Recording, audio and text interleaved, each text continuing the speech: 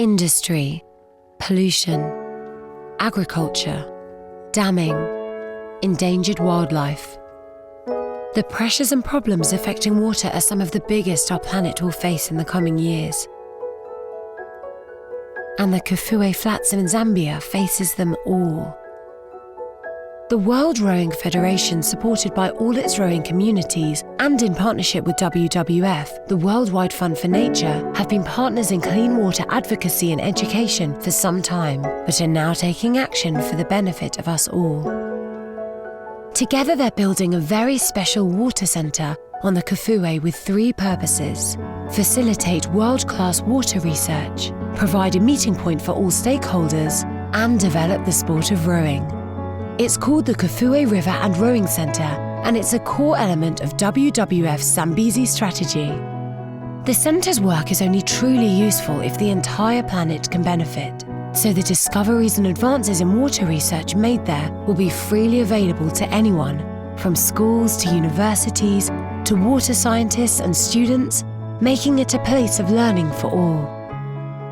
Zambia will then have a meeting point for all stakeholders on the Kafue, as well as a new, world-class rowing facility to help develop and grow our sport in this very special place.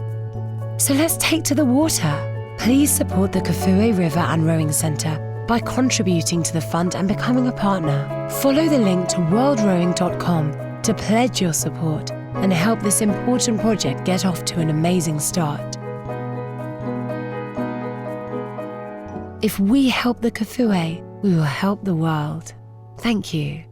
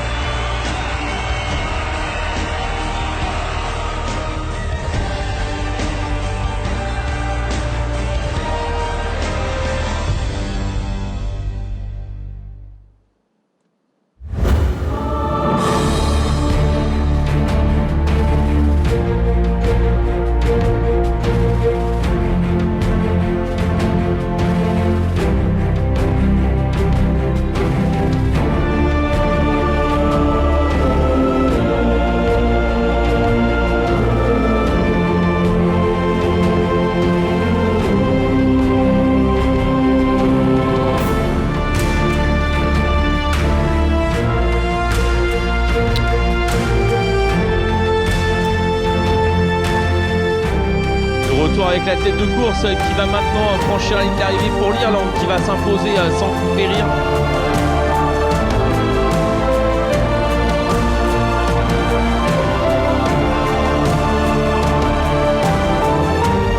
Second race with the double sculls.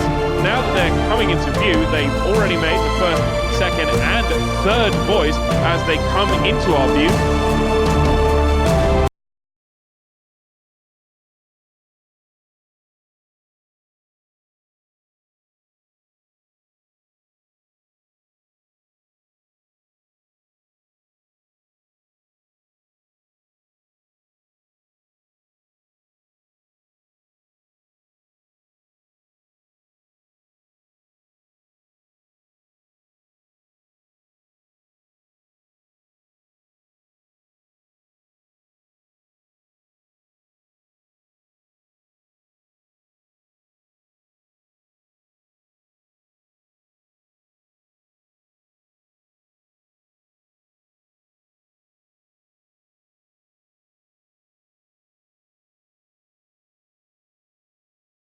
Dans ce groupe des poursuivants, l'Allemagne est vraiment en train, le bateau allemand, de creuser l'écart, suivi par les Françaises de Nantes.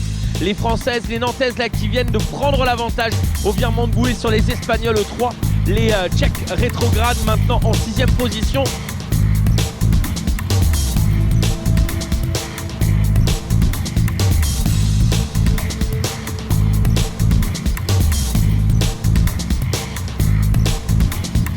Now there goes the last boy and there sounds the klaxon. So we're now getting underway with the second heat of the women's single sculls.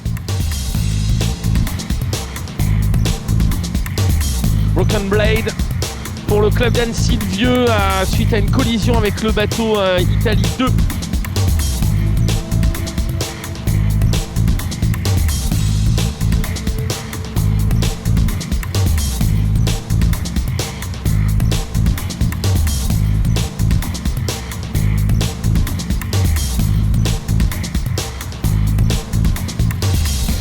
They just lead Croatia 0-1 in 5th and Italy 0-4 run in 6th.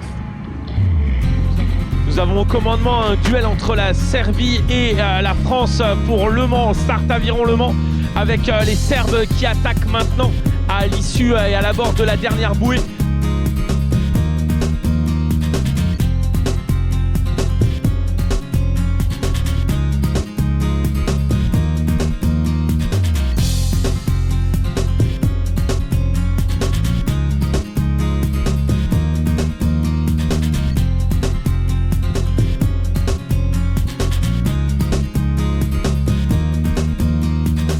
Et nous allons repartir maintenant sur les 4.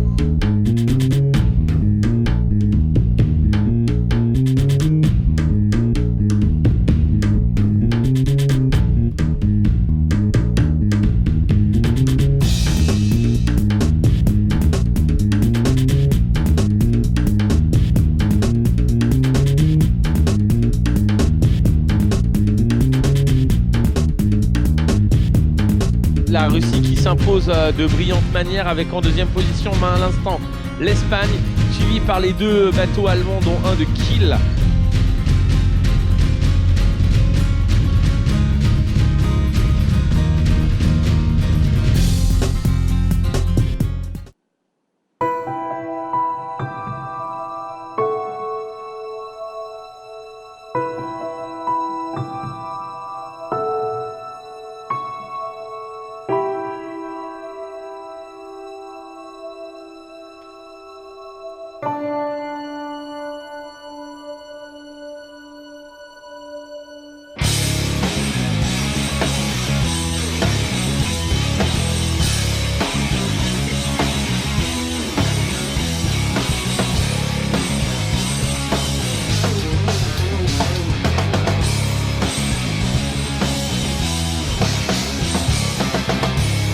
I'm just down on my chair,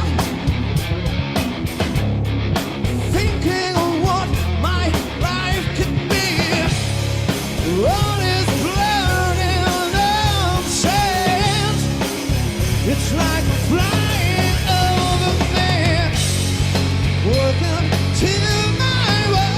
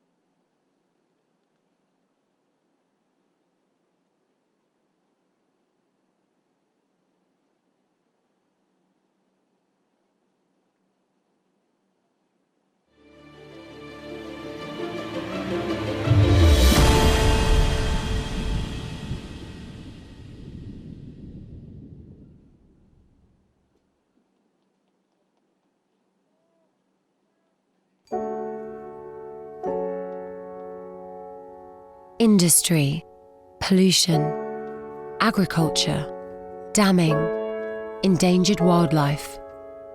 The pressures and problems affecting water are some of the biggest our planet will face in the coming years.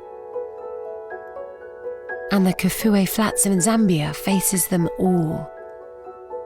The World Rowing Federation, supported by all its rowing communities and in partnership with WWF, the Worldwide Fund for Nature, have been partners in clean water advocacy and education for some time, but are now taking action for the benefit of us all. Together they're building a very special water centre on the Kafue with 3 purposes: facilitate world-class water research, provide a meeting point for all stakeholders, and develop the sport of rowing. It's called the Kafue River and Rowing Centre, and it's a core element of WWF's Zambezi strategy. The centre's work is only truly useful if the entire planet can benefit, so the discoveries and advances in water research made there will be freely available to anyone, from schools to universities to water scientists and students, making it a place of learning for all. Zambia will then have a meeting point for all stakeholders on the Kafue, as well as a new world-class rowing facility to help develop and grow our sport in this very special place. So let's take to the water. Please support the Kafue River and Rowing Centre by contributing to the fund and becoming a partner. Follow the link to worldrowing.com to pledge your support and help this important project get off to an amazing start. If we help the Kafue, we will help the world. Thank you.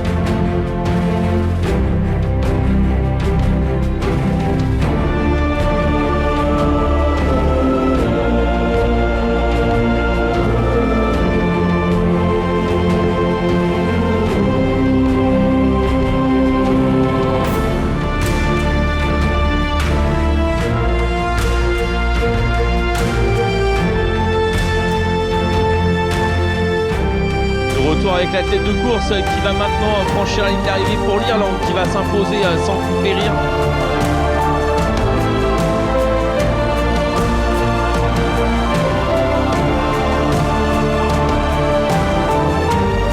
Second race with the double sculls.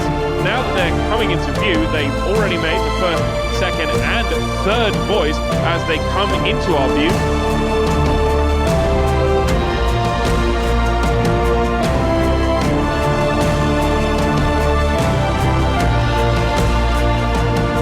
Is now home and across the line, so we have our race winner. They're pursued by boat 207. They in turn are chased down by Italy 3. They'll be third to the line.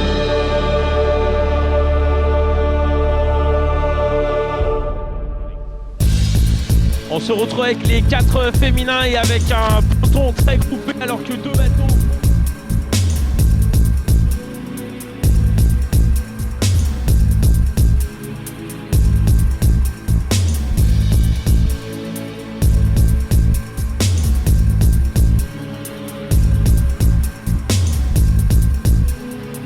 Dans ce groupe des poursuivants, l'Allemagne est vraiment en train, le bateau allemand, de creuser l'écart, suivi par les Françaises de Nantes. les Françaises, les Nantaises là qui viennent de prendre l'avantage au virement de bouée sur les Espagnols au 3. Les Tchèques rétrogradent maintenant en 6e position.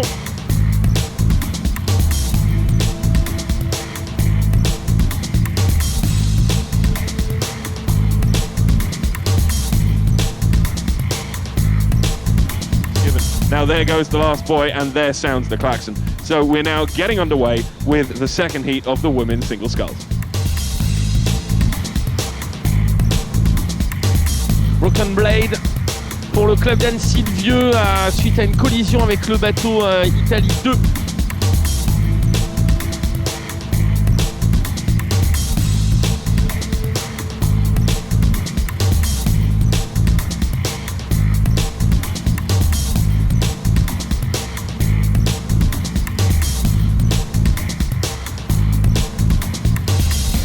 They just lead Croatia 0-1 in 5th and Italy 0-4 run in 6th. Nous avons au commandement un duel entre la Serbie et la France pour Le Mans, Start Aviron Le Mans, avec les Serbes qui attaquent maintenant à l'issue et à l'abord de la dernière bouée.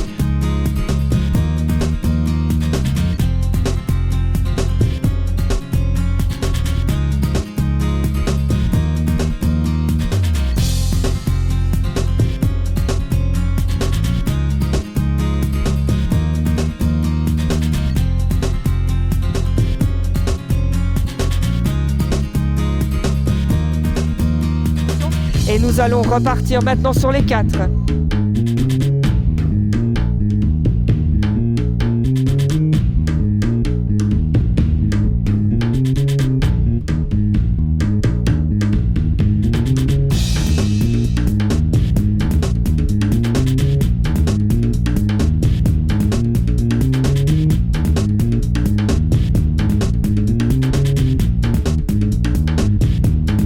La Russie qui s'impose de brillante manière avec en deuxième position à l'instant l'Espagne, suivi par les deux bateaux allemands dont un de Kiel.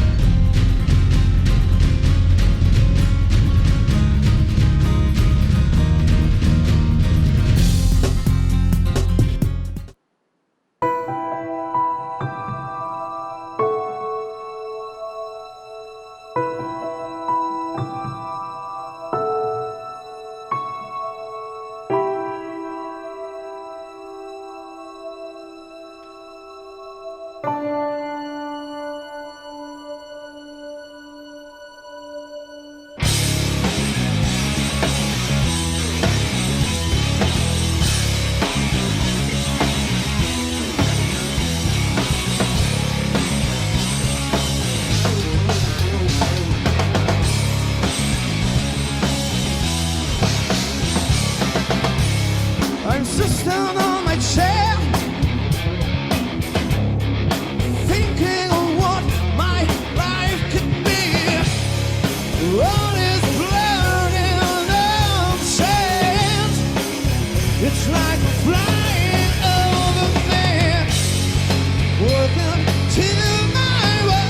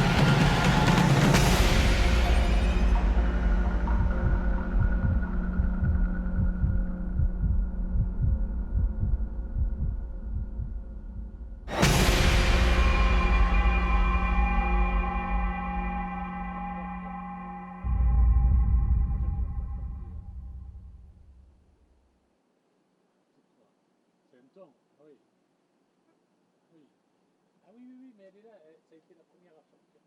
Oui, mais je veux dire, ça a été la première à aller se balader.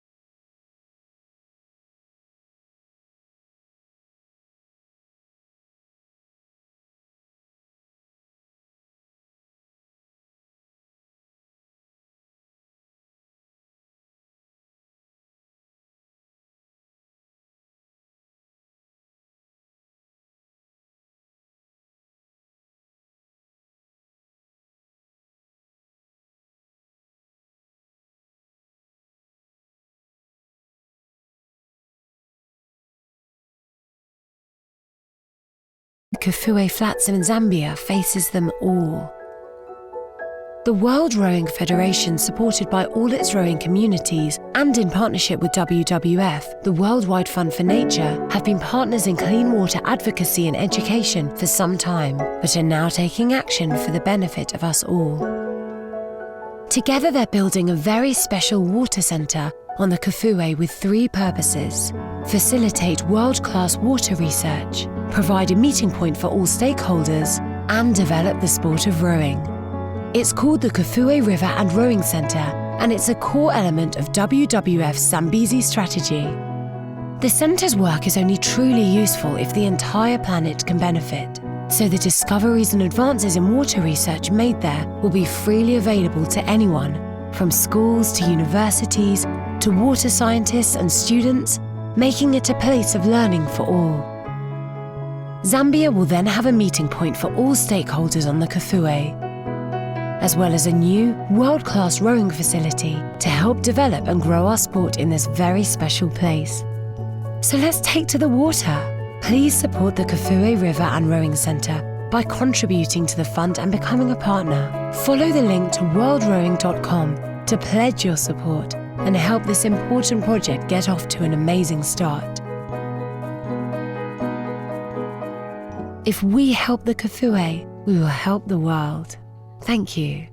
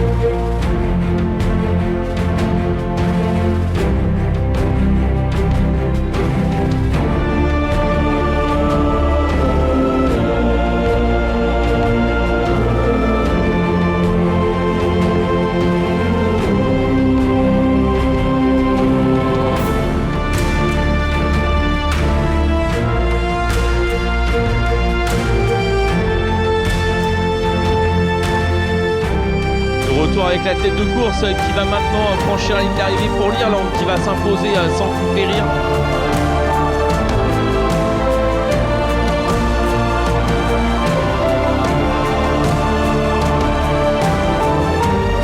Second race with the double sculls. Now that they're coming into view, they've already made the first second and third boys as they come into our view. Mesdames et messieurs, bonjour et bienvenue à cette deuxième journée des championnats du monde d'aviron de mer 2016 à Monaco. À nouveau une superbe journée, non seulement en termes de météo, vous le voyez avec ce soleil qui se lève sur la Méditerranée, mais également en termes de compétition. Aujourd'hui, c'est le grand jour, c'est d'abord les finales B à partir de 8h30 normalement. Et à partir de 12h20, nous passerons aux finales A, c'est-à-dire les finales pour avoir les médailles. C'est là que ça va devenir le plus impressionnant. Ils se sont entraînés pendant des années. Ils ont fait énormément de kilomètres pour en arriver là aujourd'hui et ils vont donner tout ce qu'ils ont pour avoir une de ces médailles. Dans ce groupe des poursuivants, l'Allemagne est vraiment en train, le bateau allemand, de creuser l'écart, suivi par les Françaises de Nantes. A very good morning to you, ladies and gentlemen, on this 22nd of October, Saturday, finals day, which we will kick off with the B finals of all the disciplines that we saw earlier this event. And then from pretty much noon onwards, so that's 12:20, we'll kick off with the A finals. So it should be very, very exciting indeed. There's going to be a morning program at the B finals. That will be the 4-kilometer course of that we saw yesterday. And then the afternoon program, well, that will kick it up a notch to 6 kilometers. But let's just stick to the 4 kilometers right now, and let's enjoy the images because it looks beautiful out there. Calm seas, the Mediterranean is behaving very well this morning, and there are 8 rowers.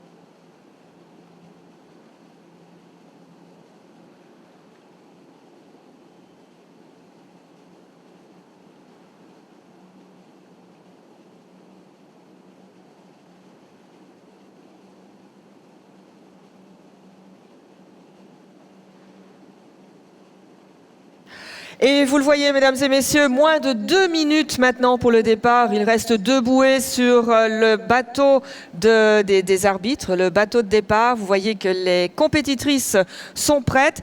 Elles sont bien écartées aujourd'hui. Hier, nous avons eu quelques soucis de temps en temps avec des bateaux qui ont eu des collisions pendant la course. Et à ce moment-là, on a dû recommencer. Il y a eu des pelles cassées, etc. Et donc là, c'est très bien qu'elles soient bien écartées, quoique le vent semble un peu les pousser. Donc moins de 2 minutes. Well, ladies and gentlemen, as you can see to the right of your image, one buoy has been dropped, so that means less than a minute to go until the start of the first B final of this second day of the World Rowing Coastal Championships. And there's 2 commentators out on the water again, Sébastien Roure and Sam Price, who will bring you the local language of French and English respectively.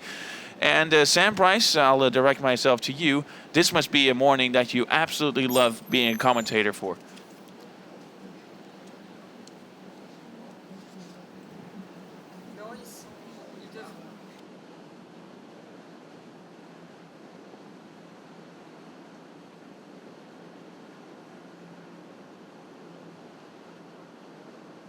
And the klaxon to sound, at which point these crews, these 8 crews, will make their way off. Remember, we're still on the 4-kilometer course this morning for the B finals. We switched to the longer, more arduous 6-kilometer course for the A finals a little bit later on.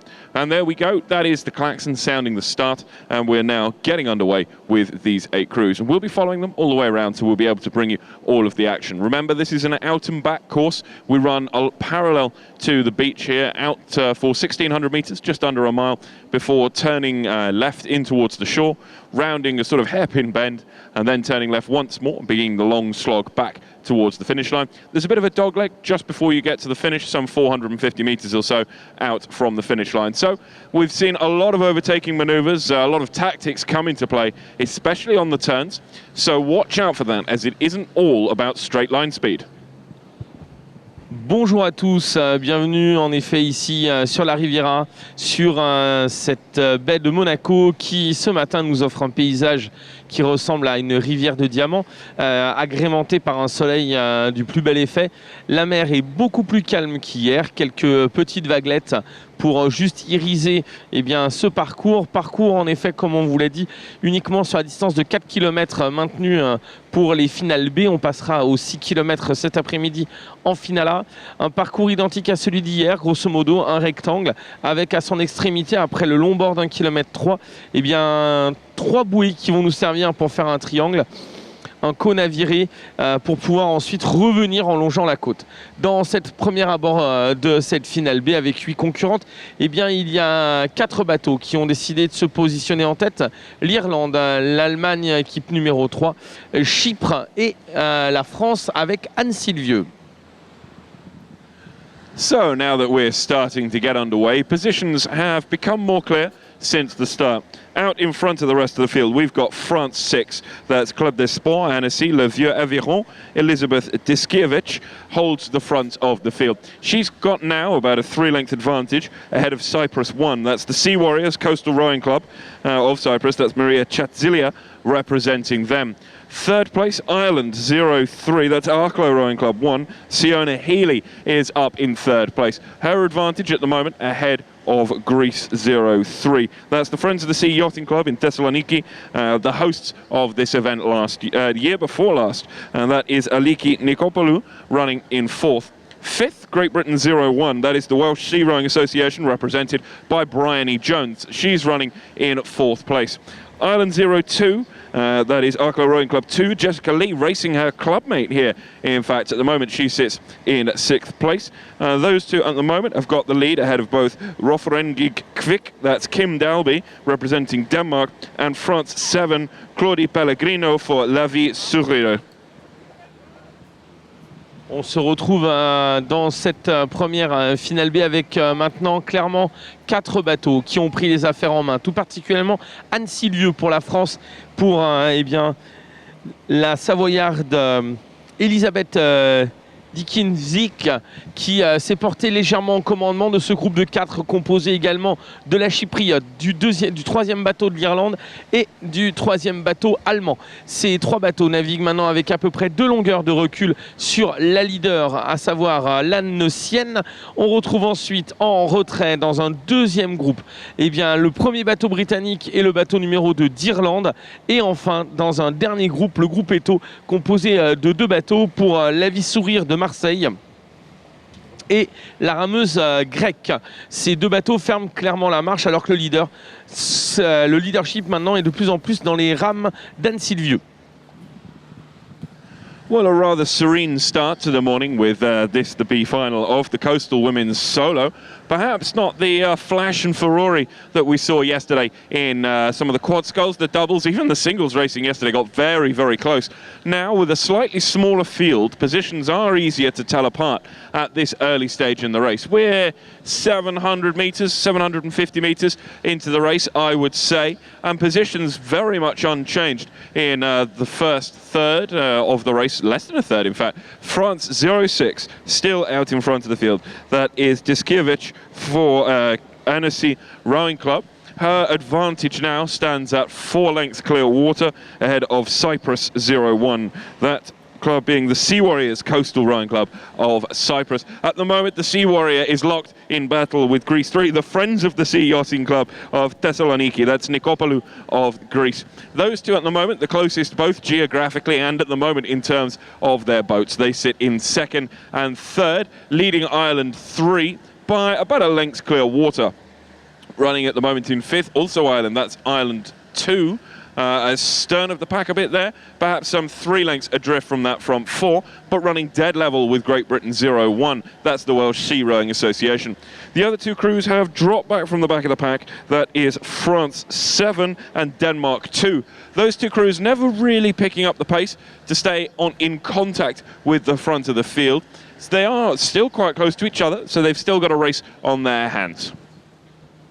On vient de voir une attaque claire et nette de la grecque venant de Thessalonique face à la chypriote. Sur une trentaine de coups, la rameuse grecque vient de prendre l'ascendant dans ce groupe des poursuivants composé de l'Irlande, de la Grèce justement et de Chypre. La grecque qui s'est donc maintenant portée à la tête de ce groupe des poursuivantes, prenant l'avantage sur la chypriote, alors que devant, la rameuse d'Anne Sylvieux mène clairement les débats de plus en plus nettement, accroissant son écart très fortement du côté de la Venise de Savoie, qui maintenant tient clairement le leader dans cette finale B et ne semble pas pouvoir être rattrapé alors que nous n'avons toujours pas franchi la première bouée. On assiste dans ce groupe des poursuivants au retour progressivement du bateau de l'Irlande 3 qui revient tout doucement, qui grignote avec la Britannique, la Galloise qui revient également dans la course avec un resserrement dans ce groupe des poursuivants jusque-là composé de 3 unités qui maintenant revient à 5. Well, conditions here near perfect for a single scull, for a coastal single scull. Perhaps doesn't show the excitement that we saw yesterday in the higher chop, but excellent conditions if you are taking part in an endurance event like this. It's a nice rolling swell, probably less than 25 centimeters, maybe 30, just rolling very gently. It's quite predictable. You can set your rhythm to it, so it shouldn't upset your boat speed too much at all. Making the best of the bright, sunny, calm conditions, it is France 06. That is still Elizabeth Disviacek out in front of the rest of the field. She's managed to really cling on to the front of the field. It's been her race so far. Her closest competitor is Greece 3 from Thessaloniki, pursued now by Cyprus. That's Sea Warriors Rowing Club. She has dropped back a bit though. That's Cyprus 1, has fallen within the reaches of Ireland 3 as she starts to pick up the pace. We're coming up towards the red buoy. That marks the first turn. We'll time through these first crews, just see how close it is as they make the turn. Remember, we've found that turning in tight, staying as close as you can to that buoy seems to be the secret, although you do have to make sure that if you are going to stay tight, you've got room to move, as we did see a few clashes yesterday, and there can be penalties applied if it's been seen that you have impeded any of the other competitors unfairly. Just going up to the buoy foot now, it is France 06 out in front. Perhaps no surprise there after the first third of the race that she's run so far. So, That's her bows pass now, and we'll just see how we get on time-wise as the rest of them come through. Next up, it will be Greece 03. It looks to me like she's about 9 seconds adrift as she comes through. She maintains an advantage ahead of Cyprus 01. It's another 7 or 8 seconds, a full, 17 seconds between first and third at this point. Cyprus managed to pull out some space just in front of Ireland 3. So it's nice and clean through the boys. They go one by one, so no danger of clashing or crashing. Ireland 2 follows through in 5th place ahead of Great Britain 1, that's the Welsh Ski Rowing Association, in 5th place. Back of the pack, there's a bit of a gap between them that separates them from France 7 and Denmark 2, the back markers at the moment in this pack. On assiste au virement de cette première bouée dans ce petit bord qui nous amène à la bouée la plus à l'extérieur à 2 faits de course majeurs. 1, le commandement clair et net pour Anne Sylvieux et surtout dans le même temps à la rameuse de Thessalonique, la grecque qui a dépassé le groupe emmené par la chypriote et maintenant tente de se positionner en poursuite sur la française. Deuxième fait majeur, le resserrement sous l'impulsion de l'Irlandaise numéro 2 de ce groupe des poursuivants qui était jusque-là 2-3 et qui maintenant est composé de 4. Elle a clairement déposé la Britannique, la Galloise équipe britannique 1 qui maintenant navigue un peu plus en retrait. Donc nous avons en tête au virement dans quelques instants la deuxième bouée Anne Sylvieux pour la France seule. Ensuite en poursuite la grecque pour Thessalonique. 2 plus à 3 longueurs derrière, 3 bateaux, les 2 irlandaises et la chypriote. Enfin, la britannique est nettement en retrait, Avis Sourire Marseille et le Danemark. So we're now at nav point 2 with the front of the field. That is still our early leader in the shape of France 6. Quite a wide line though this time. She's having to really make up for it as she goes well past the buoy before starting to make the turn. 12 seconds later, she's pursued, in fact, by Greece 3 making their way around. Then we'll have a bit of a glut. Cyprus is there. That's 21 seconds from the lead. 2.5 seconds later, we find ourselves with Ireland 3. A similar margin, 3 seconds from Ireland 2. That's the first 4 round. Great Britain 0-1 about to make that mark 2. She's got another 3 or 4 strokes to go before she rounds that second point. 2 back markers, they are further afield. They're still some 150 metres or so from point 2. The race then, developing, is at the moment, I wouldn't say it was a progression by any means. We have still got a very hotly contested midfield. There are 3 crews at the moment who are all in contention for the middle of the pack. That's Cyprus, Ireland 3 and Ireland 2. These 2 clubmates, easy to spot even from the shore in their fluorescent orange kit. Does make it very, very easy to tell them apart. I'm a fan. So they're running in 4th and 5th at the moment, behind Cyprus 3rd, Greece 3 in 2nd place, and France 6 out at the front of the field. Toujours l'équipe, le bateau français d'Anne Sylvieux au commandement et on assiste toujours aux attaques de Thessalonique qui maintenant revient et surtout ramène la chypriote et les 2 irlandaises sous l'action de l'Irlande numéro 2 qui est en train de pousser tout le monde vers la tête de course. Le virement à la 3e bouée à l'instant. We're now at the 3rd marker point, and actually it is a great sight this morning. It is a very beautiful place for a coastal championships. As we sit here, we've just seen France come through. Greece 3 looks very tight to the buoy, has had to go easy. Has lost a starboard oar to the buoy, went for a very, very close approach and has hit the buoy and come to a complete boat stop. Luckily, she's got some space. This is Greece 3, remember, representing the Friends of the Sea Yachting Club in Thessaloniki. Back underway, hasn't lost a position to it, but has lost some speed. Now, this could get interesting in the closing third of this race. France still out in front, Greece still running in 2nd, but this is given a chance to Ireland. Some tactical rowing there, saw Ireland 3 cut through. That's Arklow Rowing Club 1. Siona Healy has managed to move up into 3rd place, getting the jump on Cyprus and her teammate in the shape of Ireland 2. On a assisté au passage de cette 3e bouée à l'erreur manifeste de la grecque qui a planté la rame bâbord sur la bouée, stoppant littéralement son bateau, bloquant son avancée et son retour très intéressant sur la rameuse française d'Anne Sylvieux. Anne Sylvieux qui a pu reprendre un peu son souffle et reprendre du large, mais tout de suite la grecque a repassé une série derrière pour revenir dans la course et elle a recréé l'écart face au duo irlandais et à la chypriote.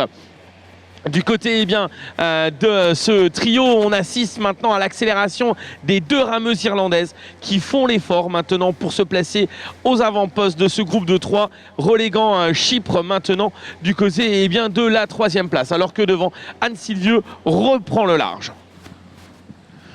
Well, it's a bright orange affair in the middle of the field as we see Ireland 3 and now Ireland 2 make the jump ahead of Cyprus. Still way out in front, it's front 6. That is Annecy Rowing Club, represented by Diffusion. She has a 4.5 length lead to Greece 3. That is Nikopoulou, who recovered well from just clipping that boy on the way round. She hasn't lost too much ground, actually. She's made up for it well and certainly hasn't lost a position. If we are talking about losing positions, though, I'm afraid for Cyprus, that's for Chatzilia, Sea Warriors Coastal Rowing Club. She has now slipped past both of the Irish crews. We have Ireland 3 at the moment leading Ireland 2. Further afield, we find ourselves with the Welsh Sea Rowing Association. Currently, Bryony Jones runs in 6th place. There are 2 back markers in France 7 and Denmark 2 are now a couple of 100 meters back from what at the moment is a relatively closely paced front 6. On assiste toujours au commandement alors que nous sommes à mi-parcours d'aller chercher la 4e et dernière marque de parcours. Au commandement, un temps inquiété pour Anne Sylvieux. Anne Sylvieux qui reste clairement maintenant positionnée en tête comme une très solide leader. La grecque regarde, se retourne, vérifie son positionnement par rapport aux bouées pour pouvoir relancer dans une mer très peu formée. Quelques vagues de travers mais qui sont très ondulées, qui permettent vraiment une très belle ramerie, quasiment d'aviron de rivière. Alors que dans le groupe des poursuivants, on a commencé à décrocher nettement la rameuse de Chypre. Du côté, de l'île qui servait de dépôt vénitien dans la route de l'Orient, pour l'instant, on s'est fait légèrement déposer par les 2 rameuses irlandaises qui sont en train de mener la danse pour emmener et tout faire le bord à bord pour revenir peut-être sur la rameuse grecque en 2e position. Now, the conditions here will mean different things for different rowers on the water.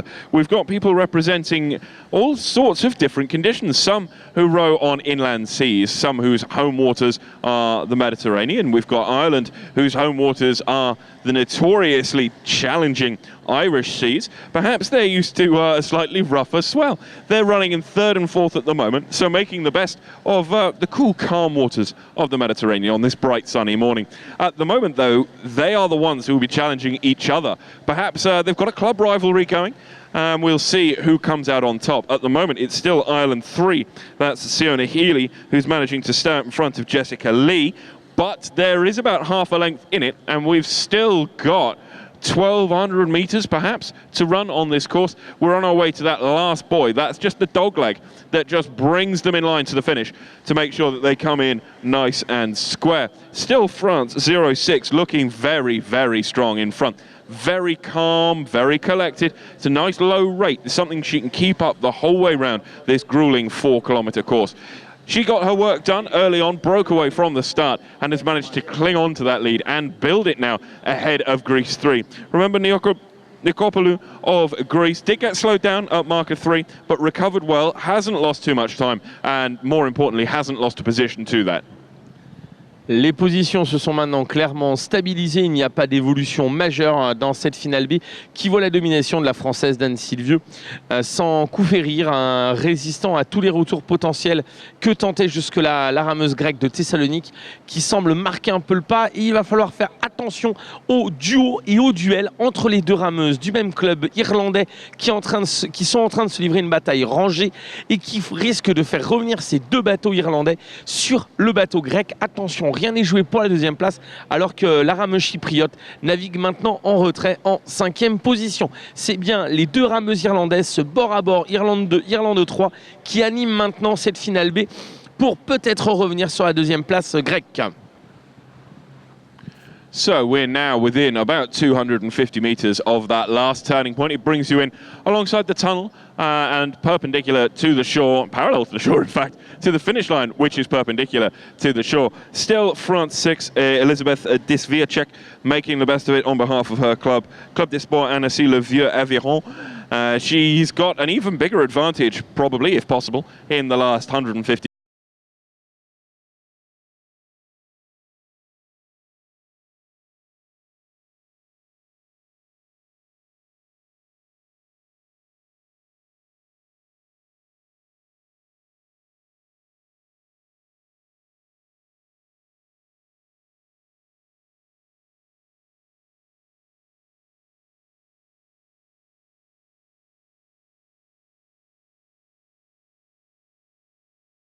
But at the moment, it's Jessica Lee who finds the gear and really starts to put the power down.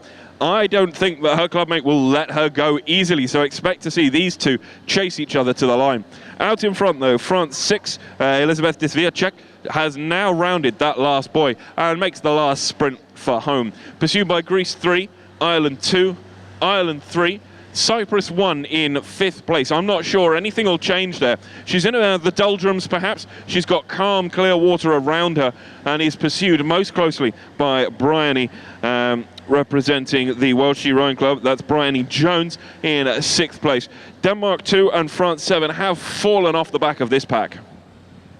On vire à l'instant pour le duel irlandais, on vire à la 4e marque de parcours, la dernière ligne droite, le sprint final maintenant vers l'arrivée qui verra sans coup férir la Française d'Anne Sylvieux s'imposer dans cette finale B. La Grecque ne sera pour l'instant pas rattrapée en 2e place pour Thessalonique, mais il y a une inversion chez les Irlandaises. L'Irlande 2 a pris l'avantage sur Irlande 3 pour la 3e place de cette finale B, à moins que la remontée irlandaise aille jusqu'au bout pour inquiéter très fortement la rameuse grecque, alors que tous les bateaux partent maintenant très clairement, voire trop clairement au large. On retrouve ensuite Chypre et la Grande-Bretagne. Well, it's Ireland 2 over Ireland 3 for now. We've still got some distance yet to run now towards the shadow of the cruise ship that's come in overnight.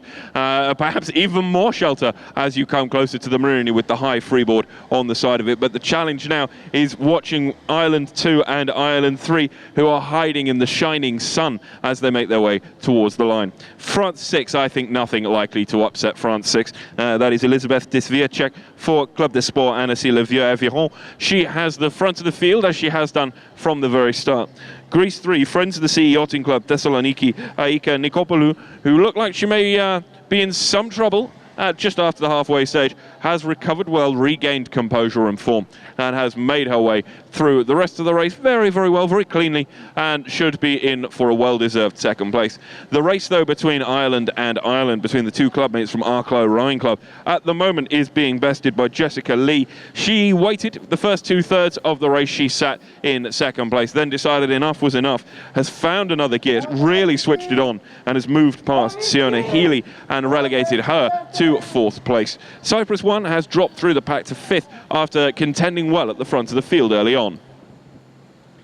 On se retrouve sur la ligne d'arrivée avec des rameuses qui sont à l'extérieur de la ligne d'arrivée, plus près de la zone d'embarquement, avec toujours Anne Sylvieux qui va s'imposer dans cette finale B. 2e position pour Thessalonique, pour la Grèce, et ensuite 3e et 4e les deux bateaux irlandais, l'Irlande 2 qui a pris l'avantage sur Irlande 3. Ensuite on retrouve en 5e place Chypre, 6e pour la Grande-Bretagne et 7e et 8e nettement relégués pour la Vie Sourire Marseille et le Danemark. L'arrivée dans quelques instants pour la rameuse française d'Anne Sylvieux, et le duel irlandais continue et bat son plein jusqu'au bout. It'll certainly be France to the line. France 06, that's Club de Sport Annecy Le Vieux Aviron. Elizabeth Disviacek will be first to the line, pursued by Greece 3, Alika Nikopoulou for 2nd place. 3rd, it is Ireland 2. I think Ireland 2 have done enough to stay ahead of Ireland 3, who led for the majority of this race between the two of them. Cyprus 1 has slipped a little bit. We'll have a well-deserved 5th place ahead of the Welsh Ski Rowing Association. But there, that is France on nearly home water, nearly just around the corner in the Med. But that is first across the line for Club de Sport Annecy. It is Elizabeth Disviacek will get there first, ahead of Greece 3. Nikopoulou representing Friends of the Sea Yachting Club Thessaloniki. But the battle's back on. It's not over till it's over. Ireland 2 and Ireland 3 dash for the line. Arklow Rowing Club versus Arklow Rowing Club. It's orange versus orange as they charge for the line. Ireland 2 or Ireland 3, I daren't call that. We'll leave that to Michiel and Pat in the tower. Ce ne sera pas nous qui pourrons vous dire si c'est l'Irlande 2 ou l'Irlande 3 qui a pris la 3e place, étant donné que nous n'avons pas une vue exactement sur la ligne d'arrivée. Ce sera au jury à prendre cette décision. Une chose est sûre, c'est que la rameuse d'Annecy-le-Vieux, Elisabeth Diskiewicz, a vraiment fait une très belle course, très bien construite, et elle a réussi à retenir les attaques de la Grèce, de l'équipe de la rameuse de Thessalonique, Aliki Niki Nikopoulou. Et puis ces deux rameuses irlandaises. Fabuleuse course. On espère en voir beaucoup comme ça aujourd'hui. Fantastic start of the day with that great B final and that wonderful performance by Elisabeth Diskiewicz of Club des Sports Annecy-le-Vieux Aviron, which is, well, she was absolutely spent. I don't think the race should have been any longer, but she put in her best effort. Won the B final, second place. Indeed, as Sam called it rightfully, it was the rower from Greece, from Thessaloniki. And then it was that ménage à deux with the two rowers from Arklow Rowing Club, just to the south of Dublin in Ireland, which is where they hail from, and a nice little battle between them. And I'm sure that they will talk about it later when they fly back home after that race in the B final at the World Rowing Coastal Championships. That was the B final of the women's solo event. The B final of the men's double event is due to start at 9:10, so we still have some time before that actually hits off, some 10 minutes or so. So we'll have a brief intermission while you enjoy a cup of coffee and the beautiful vista that is the marina of Monte Carlo. So we'll be back in about 5 to 10 minutes with the start of the B final of the men's double scull.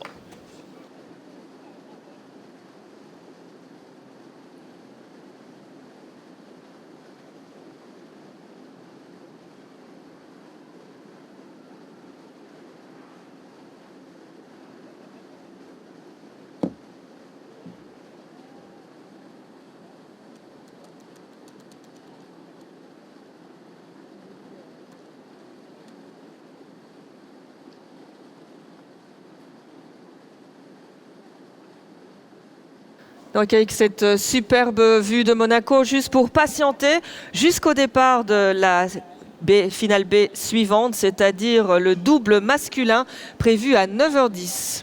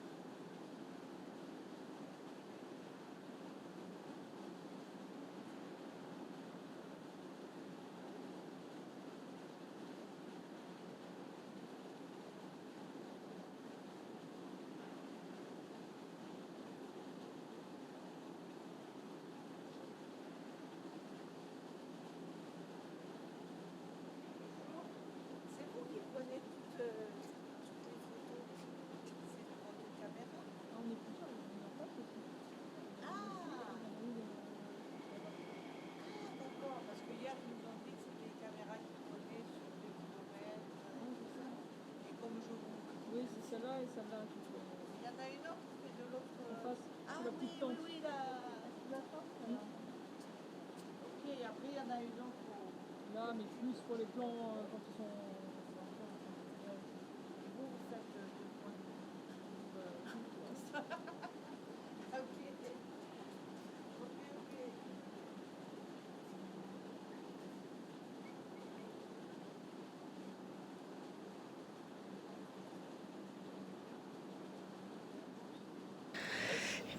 Et elle a à peine terminé sa course, elle est déjà là, donc elle est rapide non seulement sur l'eau, mais aussi pour venir à l'interview. Et c'est Séverine qui est prête à nous les présenter. Oui, je suis donc avec Diskevich Elisabeth du club des sports Annecy-le-Vieux. Bravo à vous en tout cas. Comment était cette course? Quelle a été votre stratégie? Alors en fait, j'étais vraiment concentrée dès le départ, j'étais très très calme. Hier, j'ai eu la mésaventure d'avoir une pelle cassée dès le départ, stop course, et puis le deuxième run, j'ai aussi loupé le départ. Donc aujourd'hui, j'avais décidé de vraiment rester très concentrée du début jusqu'à la fin. Aussi, la stratégie au niveau des bouées, je l'ai regardée vraiment très très loin pour être certaine de prendre la distance la plus courte. Aussi un petit peu piéger mes adversaires en leur fermant la route, mais ce qui comptait, c'était que je sois régulière du début jusqu'à la fin. J'ai tout de suite pris la première passe dès le départ, et puis finalement, j'y croyais pas de rester jusqu'à la fin avec cette place. Et puis, quand j'ai vu que j'étais régulière, je gardais mes distances par rapport aux autres filles. Je me suis dit, tiens jusqu'au bout et ça va marcher, reste vraiment calme et puis continue, et ça va passer. Compte pas la distance qui reste, et ça a passé. Là, je suis vraiment contente parce que... Bravo. Et à quel moment, justement, vous avez vraiment réalisé que ça y est, c'était gagné? Franchement, quand la dernière bouée rouge était passée, je voyais la distance qui restait, et là, je me suis dit, là, c'est bon. Mais franchement, je restais vraiment concentrée jusqu'à la ligne d'arrivée. Et ça a porté ses fruits. Ah ouais, je suis vraiment Alors, quelle contente. est la prochaine étape pour vous?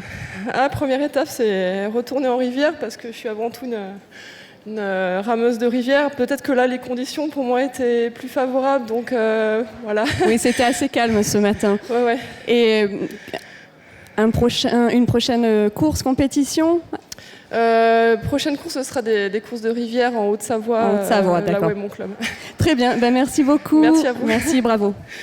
Merci beaucoup. Dans moins de 3 minutes maintenant, nous allons passer à la deuxième finale B, c'est-à-dire le double masculin.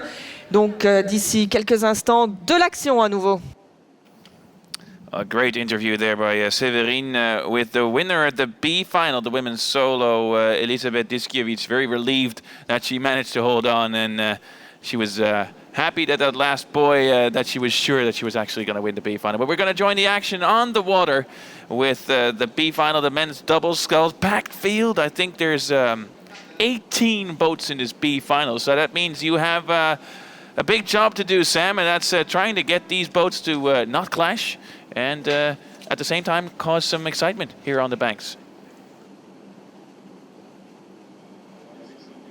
So far, it has been the case. This is a bigger field, a much bigger field. So that should be a given. It gives us more opportunity and more chance for battles. It also means that navigation becomes ever more important, especially when we take those navigation points about halfway through the race. A big field here from all corners of the globe here. We've got the USA, we've got Tunisia, Austria, to name but a few. We'll give you the wind-up as we get underway. We're under starters orders. We're under the 2-minute signal, which means we will be underway in less than 2 minutes. They'll sound a klaxon twice and drop one of the balls. That will show that we're into the final minute. Then they'll drop the last one and sound the klaxon once, and that is the signal to get underway.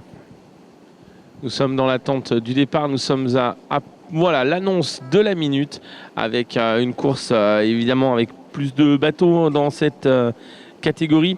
Avec 18 bateaux engagés. Les conditions de navigation vont être plus compliquées pour certains, avec les 4 coins du monde représentés. L'Ukraine est au rendez-vous, le Danemark, l'Autriche. Il y a également l'Italie, la France, des classiques, les États-Unis, la Nouvelle-Zélande composent en partie cette finale B du double masculin qui s'annonce épique. forte et intense comme la plupart des courses. Certains ont pris pour la majorité de la trajectoire de vouloir se coller à la bouée extérieure. Quelques bateaux se sont mis à l'intérieur. On va voir ce que ça donne. Il y a aussi la Tunisie dans cette manche. Départ dans quelques instants.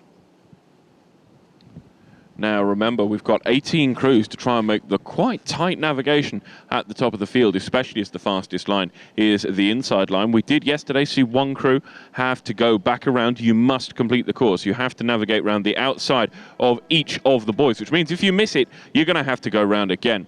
The start has been given, though, and to me it looks like everyone is away pretty cleanly so far. Difficult to choose an early leader. I'd say Italy 13 and Portugal 0-1 make the break for it. Great Britain 0-4 run up in third place, but we're only in the first seconds of the race. We've got 4 kilometers to go. It's unlikely that that first dash will stay true all the way to the line, although we have seen people take an early lead and hang on to it. No mean feat here on, well, it is still quite a calm, flat water, at least in front of these crews. It has been chopped up by the time they've been through these 72 blades, in fact, chopping their way through the water in the early morning sun. It's Portugal 0-1, though, that go out of the traps like a gun. They have disappeared from the front of the field. Massive stuff from them. Hopefully, they've got enough in the tank to hold on to that all the way. But it is Portugal 0-1 who really make the break for it out in front of the field. Italy 13 alongside us, they're going with them. In fact, there's a couple of crews that seem to be tailing a little. They're on the far side towards the shore, for any of you lucky enough to join us here. But yeah, Portugal 0-1, massive start from them. On a assisté à un départ extrêmement rapide pour 2 bateaux, le Portugal et l'Italie. Ces 2 bateaux ont giclé littéralement des starts avec un départ lancé pour les Portugais qui les ont placés en orbite. Maintenant, les Portugais qui ont pris 2 à 3 longueurs d'avance sur le peloton, ils commencent à s'échapper avec un choix de trajectoire très particulier. Ils sont côté terre, alors que de notre côté, c'est-à-dire côté mer, on a le bateau italien numéro 13 qui est en contre-attaque maintenant, repris par une double patrouille, 3 patrouilles même, américaine, néo-zélandaise et française pour le cercle de l'Aviron de Nantes, là-bas dans sa coque orange, qui essaie de recoller sur les Portugais. Ça se joue à l'intérieur, Portugal, suivi maintenant par le cercle de l'Aviron de Nantes, semble-t-il. On a ensuite les États-Unis, la Nouvelle-Zélande et l'Italie. Well, the Portuguese really threw down the gauntlet with that first dash from the line. Then who will be the first to pick it up? The crew hottest behind them, I believe it's France. It looks like Saint-Malo to me from here. Then the USA running third, ahead of New Zealand in fourth. Italy make up 5th place. There's 2 Italian crews vying for that. 13 who are the closest to us, and I believe 11 way over on the far side. Once again, we're seeing a variety of racing lines here. Remember, how you get from A to B is up to you. And whilst the straight line may seem the most appropriate, or perhaps the shortest, it is quite difficult to navigate a purely straight course here with the swell, with a little bit of breeze, although I would say it is largely a full headwind, head breeze I think we'll call it. We'll not go as far as headwind. Still very good calm conditions here. But Portugal hang on to that early lead. They've been challenged, but so far it's made no odds. They're holding on to about a 3-length advantage as we move through about 850 meters. On est à peu près à mi-parcours cette première ligne droite avec 2 bateaux qui maintenant commencent vraiment à s'impliquer au commandement. Les Portugais au commandement depuis le départ, suivis par les Français du cercle de l'Aviron de Nantes, semble-t-il. Les Américains et les Néo-Zélandais sont à la tête du peloton, partis à la chasse à ces 2 échappés. Mais attention, il y aura un jeu important de trajectoire, parce que là, les 2 bateaux sont sur une trajectoire qui n'est pas exacte par rapport à la première bouée à virer. Ils sont beaucoup trop à l'intérieur côté terre. Il va falloir donc absolument dévier sur bâbord, partir au large. On a à peu près une trajectoire de 45 degrés à devoir modifier. Vont-ils y penser? Vont-ils être pénalisés pour ces erreurs? Il y en a 2 qui sont partis totalement à l'extérieur. Ils sont très en retrait. C'est l'Italie et l'Ukraine, mais ils peuvent revenir dans la course au virement de la première bouée. Now, given the length and the handling characteristics of the boats, the rowing boats in general, so including the double sculls here on the water. We were thinking about this last night, and we think that the fastest way to approach this is the traditional racing line of come out wide just before you get to the corner and try to clip the apex. Now that's because the boats, they don't steer that tightly, and if they do, it's because they're moving quite slowly. So we think that you're best to stay out wide, turn in tight, clip the apex on the way through to hold on to boat speed. But the way that these crews are angling in, it looks like there are going to be a variety of approaches to this, ranging from breakneck speed towards the buoy, hoping for the best and trying to hang around towards the next corner. The midfield is going to be very, very busy come the buoy. We've got our two leaders. That's still Portugal 0-1, pursued by France. And then we've got 1, 2, 3, 4, 5, 6, 7, 8, 9, 10, 11, 12, 13. Everybody else. Let's call it everybody else. 16 more crews who are all going to get to that buoy pretty much in one go, or at least over about 15 seconds. Now, 1 second is not enough to see one crew through. It takes about 3 seconds for them to transit the mark, but they're starting to come round now. It's possible that some of the crews originally had clocked on to buoy number 2, which is why they're so far inshore of where we'd expect them to be. But stand by, get ready for the fireworks as we come up towards the turn. I see Igor Mayer, the FISA photographer, getting wet again in his wetsuit. I spoke to him last night. I said, did he have any close calls with crews coming in? He said one. There was one close crew as they made their way towards the buoy. Let's hope that it isn't too bad this morning. So, coming up to the first mark, it's Portugal 0-1 out in front of the field. 2 lengths now, their advantage to France 17. And that is Portugal. They've got their bows round. We've just started the stopwatch. France 17. 4 seconds later, those two are around clean, but now is when it will get exciting. USA 1. They're going to be third. New Zealand 1. Pursue. There you go. First contact. Tunisia 0-1 and Spain 4. Hung up. Let's collect another 2 crews behind them. So that's 4 boats tangled already. Now they've taken up a lot of water near the buoys, which may slow the rest of the field down. 3 crews stationary and spinning. 1 crew way inside the buoy. They're going to have to go round. Australia 1. They come round cleanly in front of us. Italy 5 and Denmark 1. France 10. Whoa, they might just stay clear of that if they can come wide. It is bedlam, though. At the first buoy, there are 3 crews running laps now as they try and get back on track. Hopefully, Igor will have some good photos and will have managed to stay out of the tangle there. Avec un incident à cette bouée entre l'Espagne, la Tunisie et Cherbourg qui se sont emplafonnés littéralement sur cette marque de parcours. Igor Meyer, le photographe de la FISA, qui était en train de nager autour pour prendre des photos, a dû risquer quelques pelles qui lui sont passées près du visage. Et retour à la course avec un magnifique duel entre eh bien, les Portugais et les Français du Cercle de l'Aviron de Nantes qui sont maintenant à hauteur de la deuxième bouée avec ces 2 bateaux dans un mouchoir de poche. Ils sont en train de se livrer un combat absolument homérique. Voilà, virement pour ces 2 bateaux. Nantes à l'intérieur. Nantes qui vire très très bien à l'intérieur pour le passage de la deuxième bouée. Very, very good from Samalo there. They accelerate hard towards the second buoy, take the inside line and commit really heavily. They overhaul Portugal 1 with a very, very impressive undertake that sees them move into first place. It is by no means uncontested. Expect Portugal to react very, very strongly to try and win back their early lead. Italy 5 get shut out by Italy 11. Italy 11 take the tight course and deny Italy 5 the inside water. Italy 5 have to lose boat speed to try and maintain their steering line. That holds them back in 1, 2, 3, 4, 5. That drops Italy 5 into 6th place. Denmark 1 around cleanly ahead of Austria 1. 1 crew following that fracas at the first marker has come to a complete stop. They've had a support boat over to them. I think everything is well, but they lost a lot of places and a lot of speed while they got involved with that. Otherwise, it looks to me like everyone is quite cleanly around the second marker buoy. A lot of crews to tell apart here, but I think everyone now cleanly around the second buoy. Les Nantais qui ont pris l'avantage au virement de la deuxième bouée maintenant à l'instant, le virement de la troisième où toujours les Nantais conserve l'avantage.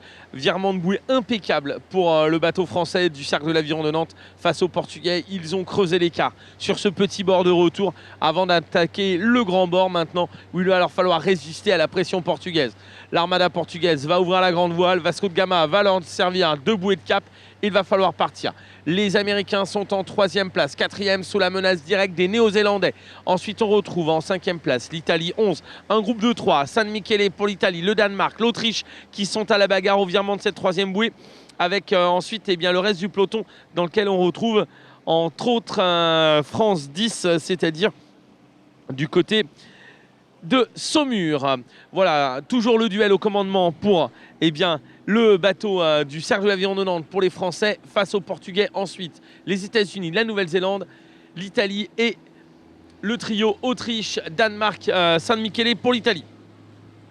Well, it's midfield melees on the Mediterranean. 5 crews try and take the buoy at once. 2 crews break through quite cleanly, but that leaves 3 left in their wash. We saw the same thing, actually. Denmark 1, Italy 5, and Austria 1 went 3 abreast around that last marker. They kept it very clean, actually. It was impressive to see them all manage to round it, keep boat speed, and get back underway. So very, very good stuff from them. It was Italy who came out on top. They've got a 3-length advantage now to the other 2 crews that were caught up in the mix there. We're now making full steam to try and catch up with the front of the field. It is that charging crew from Saint-Malo who took the jump ahead of Portugal on buoy 3. It was navigationally a brilliant piece of work. Tactically excellent. They really took the inside line. They stamped their authority all over that line. There was no way that it could be defended. They picked up the pace, charged through the inside, and left Portugal wondering what happened. Portugal in second, at the moment relatively safe from USA 0-1. They're in third, having profited from that first corner incident, which took 3 crews to a complete standstill. Les attaques américaines sont en train de payer. Attention aux Américains qui nous avaient montré hier en 4 une magnifique capacité de remonter sur une gestuelle très longue. Ils sont 3e pour l'instant. Ils cherchent à revenir sur les Portugais. L'écart se resserre. Les Portugais qui ont fait énormément d'efforts dans la première partie de course, et bien maintenant plafonnent. Et attention au retour potentiel des Américains, alors que devant, et bien les Français du Cercle de l'Aviron de Nantes prennent le large sur ces 2 bateaux qui sont lancés à leur poursuite. Ensuite, on va retrouver entre autres les Autrichiens qui sont bien placés dans la course avec ensuite les rameurs de San Michele également et les Néo-Zélandais. Attention à Nouvelle-Zélande pour l'instant en 4e position. Just coming out, the bright sun here, just hiding a crew there in plain sight. It's New Zealand 0-1. They run in 4th place. They've come a very long way for this event, and they're holding in 4th at the moment behind USA 1, just in front of them. And it's Italy, I think Italy 11, just to their stern. These front 5-6 crews now have got about 3 lengths clear water between each of them this far into the race. That's quite impressive, actually.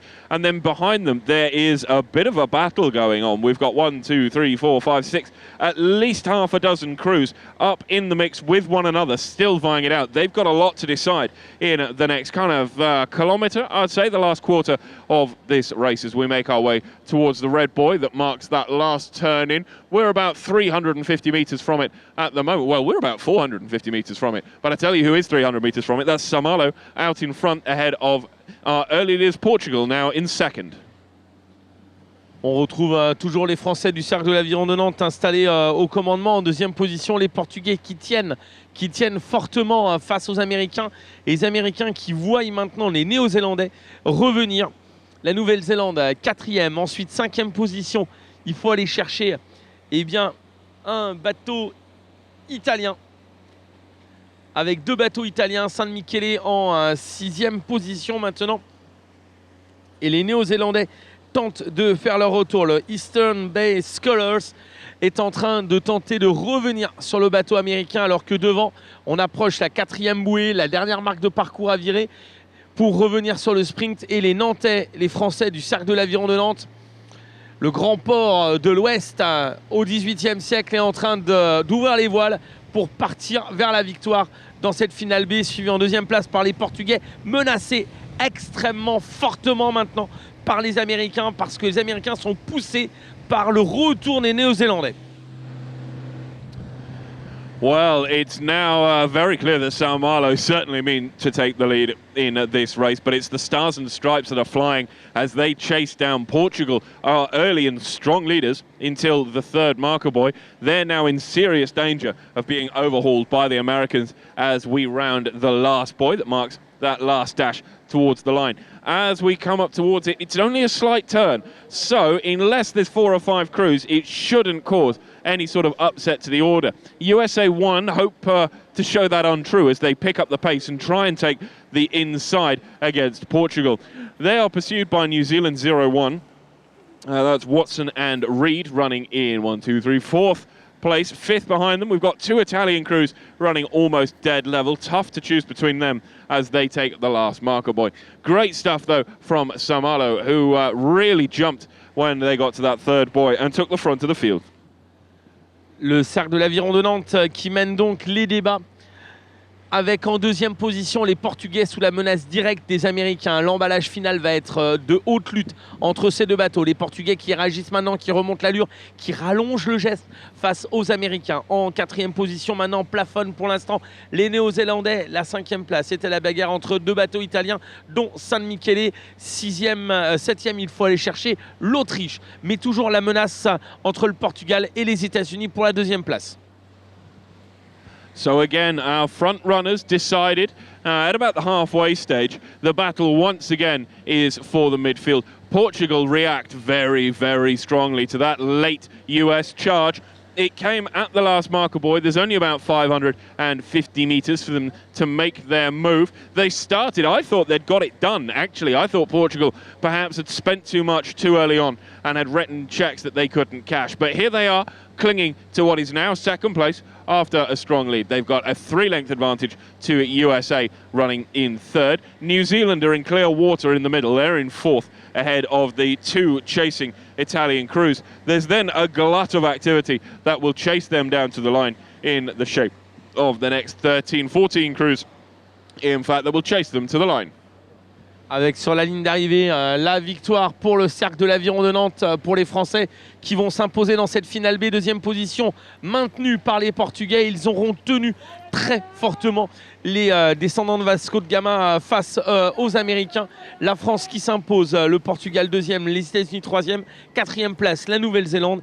En 5e et 6e position seront les Italiens et 7e l'Autriche. Nous sommes bien en championnat du monde d'aviron de mer. It looks to me like Portugal will do enough to hold on in front of the USA. In fact, they've stretched their lead as they come towards the line. That will give them second in this, the B final of the Coastal Men's Double Sculls, ahead of the USA and New Zealand. Italy 11 lead their compatriots, Italy 5, as they come past us towards the line.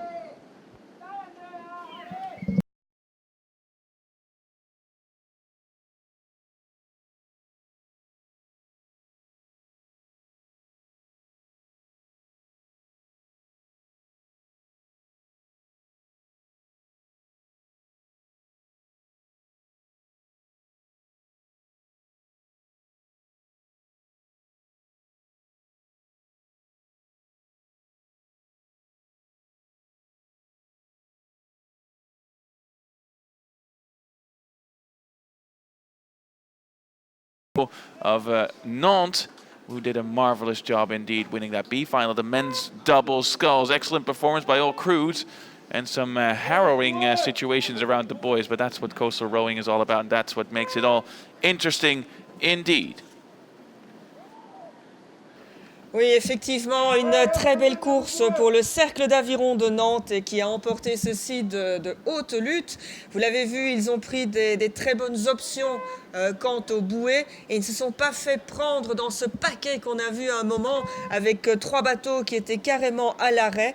La 2e position également grâce à leur bonne direction et leurs bonnes options, le Portugal. En troisième position, les USA qui ont essayé de revenir très fort, mais qui restent en troisième et quatrième, la Nouvelle-Zélande.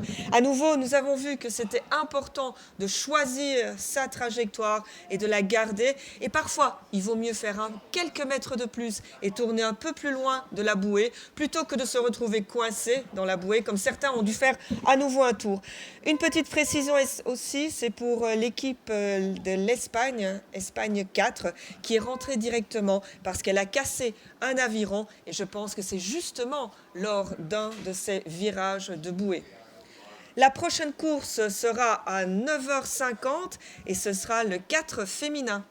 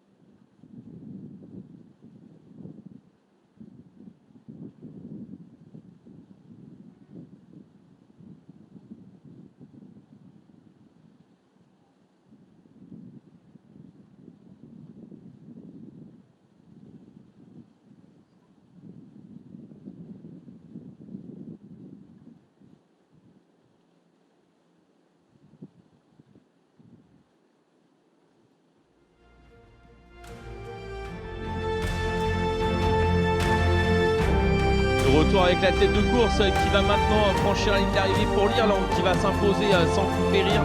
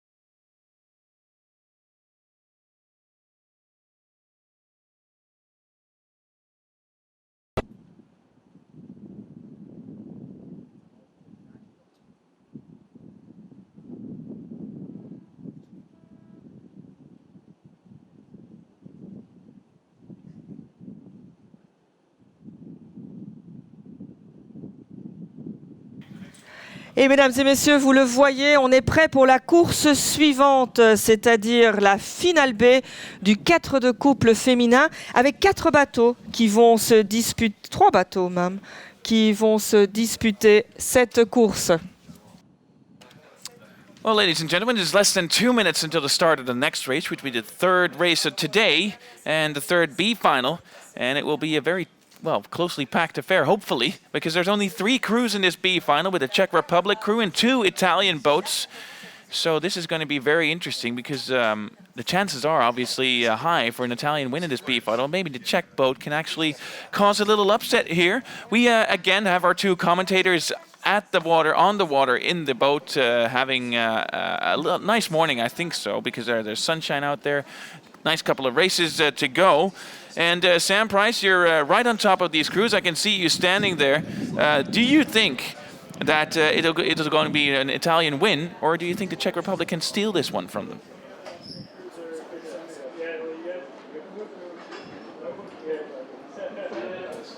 Well, trying to get in touch with our commentators on the water, Sam Price and Sebastian Roer. Sam, this is going to be very tight for the Italians. Do you think they can win this, or is it going to be a Czech steal? Well, the Italians certainly have good odds of winning. They've got 2 in 3 odds of winning. We've got 2 boats, both from Canottieri San Remo, on the water. Their clue ASD1 and ASD2 against the Czech Republic.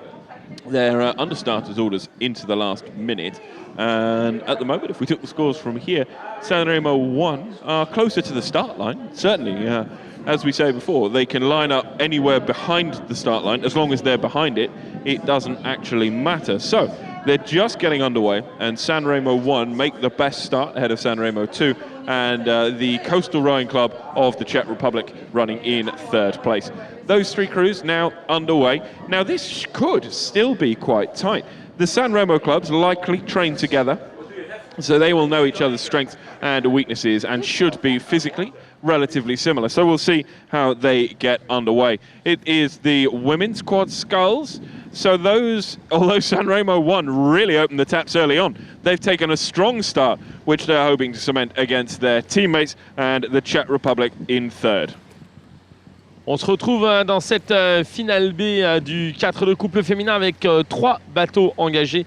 Il y a 2 bateaux italiens du club de San Remo, les voisins de Monaco, qui organisent la traversée Monaco-San Remo.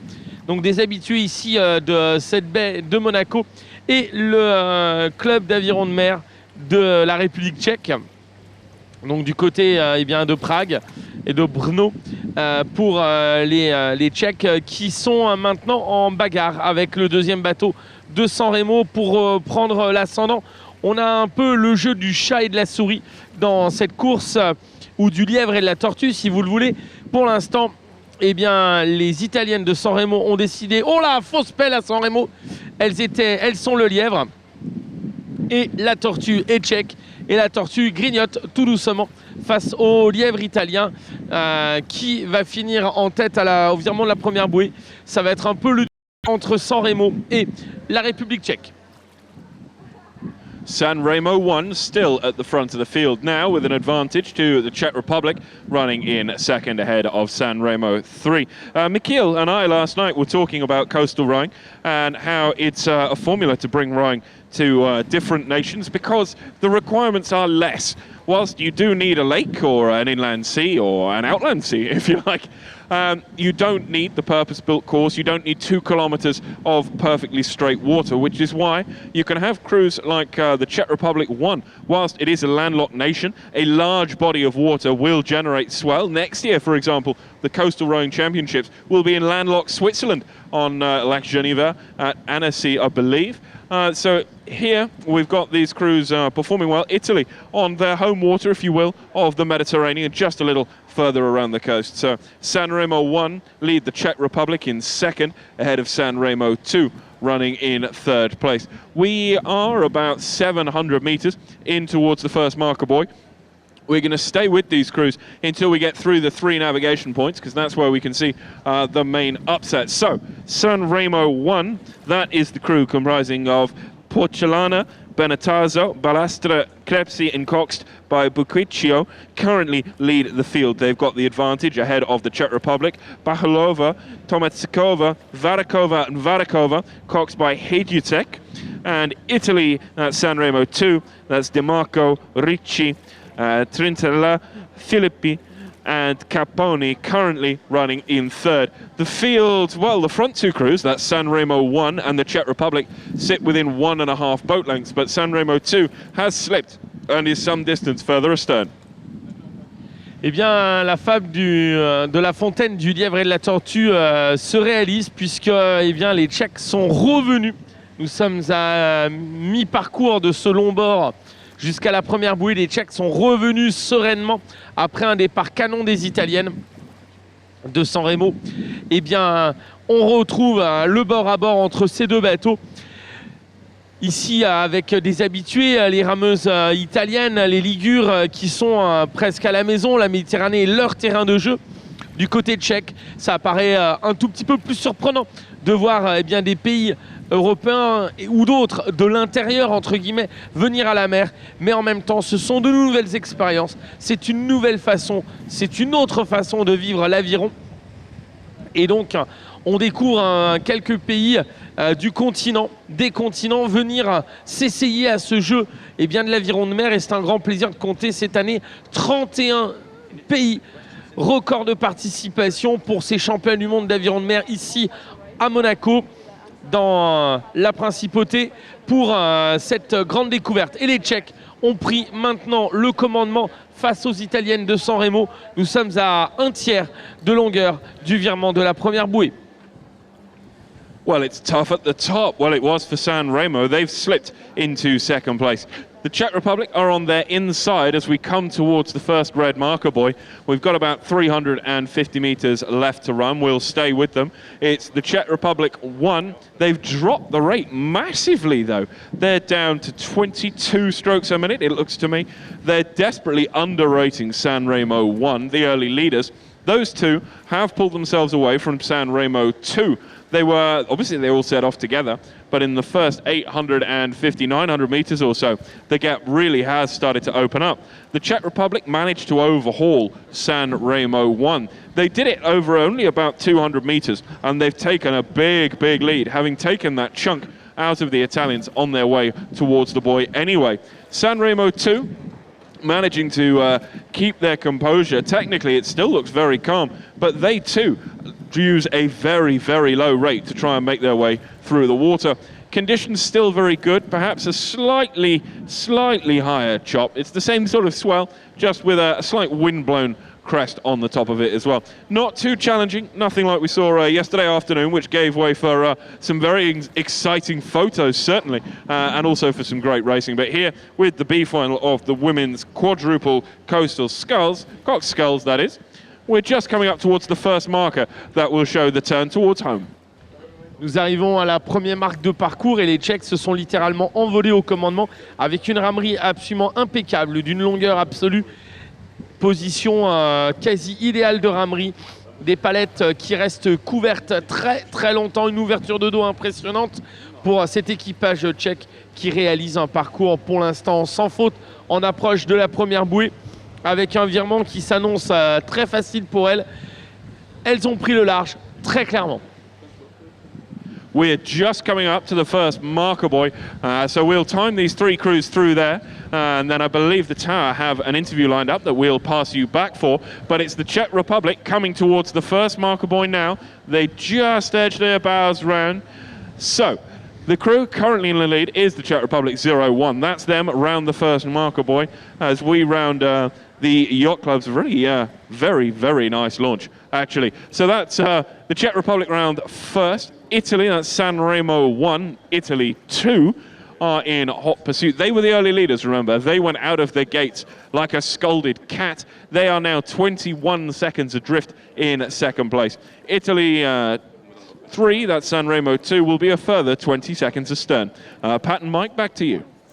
Merci beaucoup Sam pour cette course qui semble quand même bien passionnante malgré qu'il n'y ait que 3 bateaux, mais les conditions font toujours qu'il peut toujours se passer quelque chose en mer. Et là on va revenir vers Séverine parce qu'elle a 2 invités, des invités qui viennent d'Autriche si je me souviens bien, si je les reconnais bien, et je pense même que l'un d'eux est le président de la fédération. Oui, tout à fait, Patricia.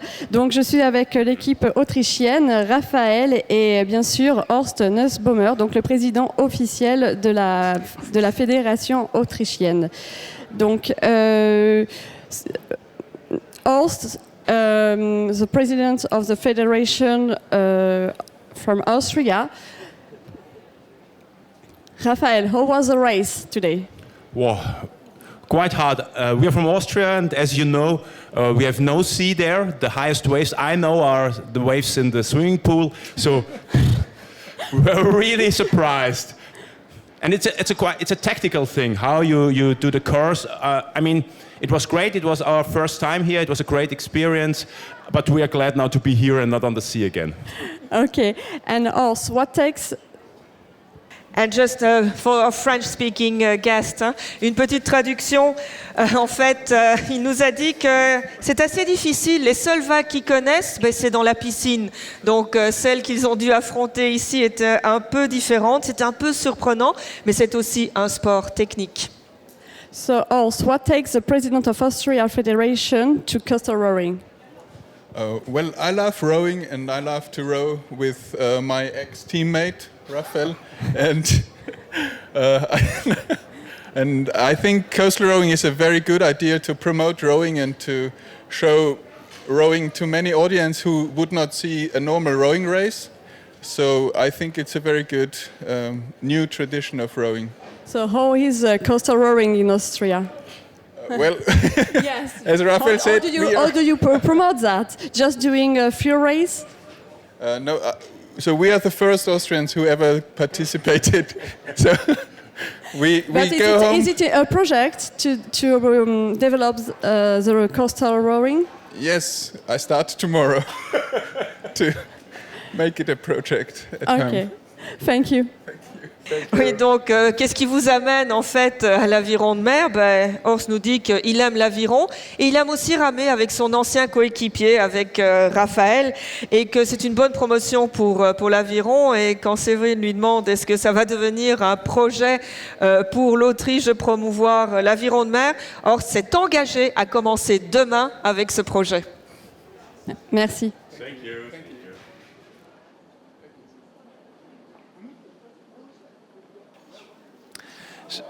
Enjoyed that rendition from the Austrians there. We were wondering ourselves about how coastal rowing progresses in some of the landlocked nations that we've seen on the water.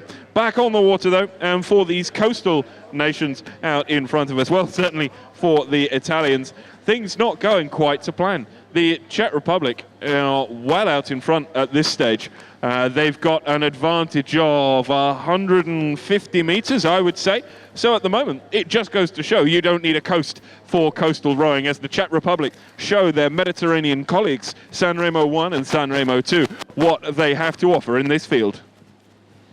Eh bien, la fable du lièvre et de la tortue se réalise. La tortue tchèque a littéralement mangé le lièvre italien avec eh bien, un peu de sel pour agrémenter tout ça. Nous sommes donc en mer avec une domination sans partage pour l'équipage de la République tchèque. Du côté de la Bohème-Moravie, on a clairement de la grande plaine.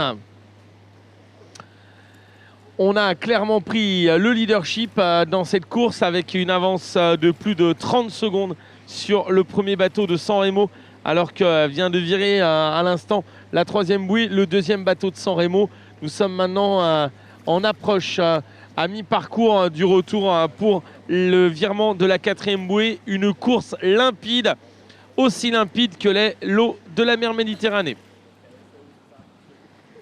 So, positions very much unchanged. I think it is perhaps quite unlikely that we'll see the positions change from how they currently sit.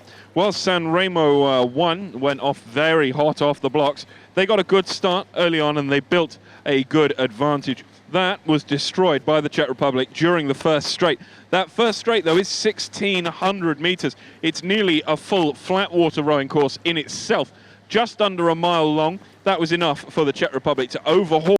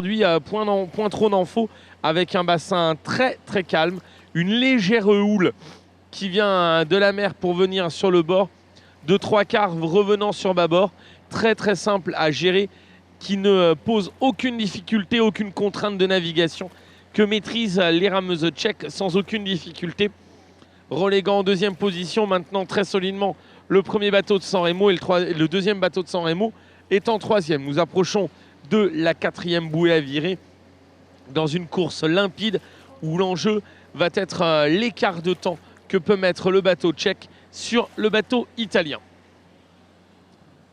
So, positions unchanged so far in this, the B final of the Coastal Women's Quadruple Coxed Sculls. We move from this, once this race is complete, over to the men's single sculls, then the women's doubles and the men's coxed quad, before we move on to this afternoon's programme with the A finals. Remember, we'll have the A finals, which will immediately go into the victory ceremonies for those races as well. So a very, very busy afternoon programme. Here, though, with the women's quad sculls, this is the B final. We've got the Czech Republic, that's Czech Crew 01 from Czech Coastal Rowing Club. They hold first place. Their advantage ever increasing, in fact, as they come towards that red demarcation to turn back in towards the shore. That runs parallel to the tunnel underneath Casino Square that moves back towards the marina and the yacht club. So it's the Czech Republic 01, the Czech Coastal Rowing Club, who hold the front of the field. They're just coming into their last couple of strokes around that buoy. Their advantage now considerable ahead of the early leaders. That's Sanremo 1, Italy 2. On se retrouve à la 4e marque de parcours avec les Tchèques qui virent à l'instant la bouée avec une avance qui dépasse les 30 à 40 secondes sur le bateau italien. Il n'y aura pas de difficulté pour les Tchèques. C'est une révolution de velours, comme on aurait pu dire en 1989. Eh bien, les héritières de Dubček sont en train de réaliser un parcours totalement sans faute pour cette grande nation de l'aviron mondial et de l'avion européen, avec eh bien, cette domination sans conteste dans cette finale B.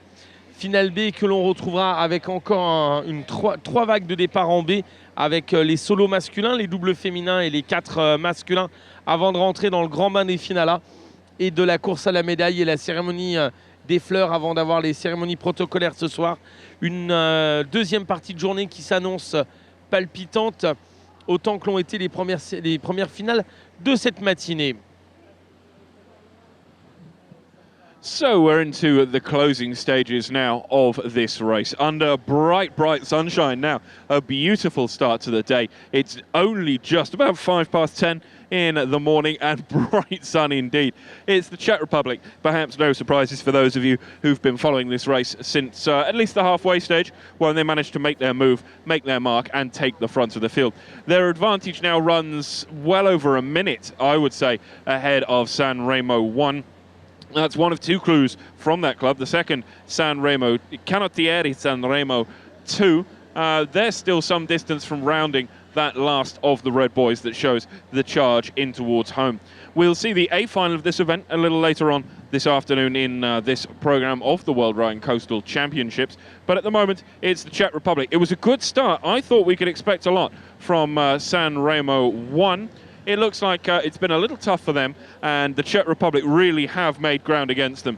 Their advantage by the time they come to the line may be about 90 seconds, I think. They're coming into their last 30 strokes or so towards the harbour. On se retrouve sur la ligne d'arrivée avec eh bien, l'arrivée magistrale pour la République tchèque qui va s'imposer dans cette finale B du 4 féminin. On retrouvera ensuite les 2 bateaux de San Remo. Mais quelle démonstration des Tchèques qui ont dominé à partir eh bien, de la première bouée. Elles ont pris leur temps pour s'installer au poste de commandement. Et maintenant, elles dominent et elles s'imposent dans cette finale B du 4 féminin. Arrivée magistrale pour la République tchèque. So 4 kilometres through, and it'll be the Czech Republic who take the flag, and they will get across the line first in this, the B final of the women's quadruple Cox Sculls. Pursued by San Remo 1, they'll get there in second place. Ahead San Remo 2 will be third. Merci beaucoup. Et donc une course en 4 avec une victoire pour la République tchèque, le Czech Coastal Rowing Club, suivi par 2 voisins, on va dire, de San Remo. Well, a great and clear victory there for the Czech Coastal Rowing Club with Zuzana Bahulova, Mikaela Tomistokova, and Barbara and Gabriela Varekova, coxed by Oldrich Helžíček, scoring a win there for the Czech Republic in the B final, the women's cox quadruple sculls. And then, well, it was second and third for Canottieri San Remo, with the second San Remo crew winning that little bout between them and San Remo number 4. And they will cross the finish line with a considerable distance between them and the winning Czech crew. And that will conclude the B final of the women's cox quadruple 4. And then there's a couple of B finals to go until we hit the A finals just after noon. So stay seated, grab a cup of coffee, because there's lots and lots of action to come still. Oui, on va passer maintenant à une interview d'un pays qui n'a pas de mer, à un pays qui en a vraiment beaucoup, les États-Unis. Et Séverine est là avec le All American Sculling Camp. Oui, je suis donc avec Dietz, James et both Ben. Hi. So how was the condition today and your last 500 meters with Portugal? Let me hear. Well, last 500 was very difficult. Coming up on Portugal hard, but they had another gear in that last stretch and pulled away from us, quite decisively. Well done to them. And what was your tactics during the race? Tactics were just to find our cruising speed early, try to be efficient out there and just not let up. Anything else, Ben? That sums it up. Just Patricia will translate, so.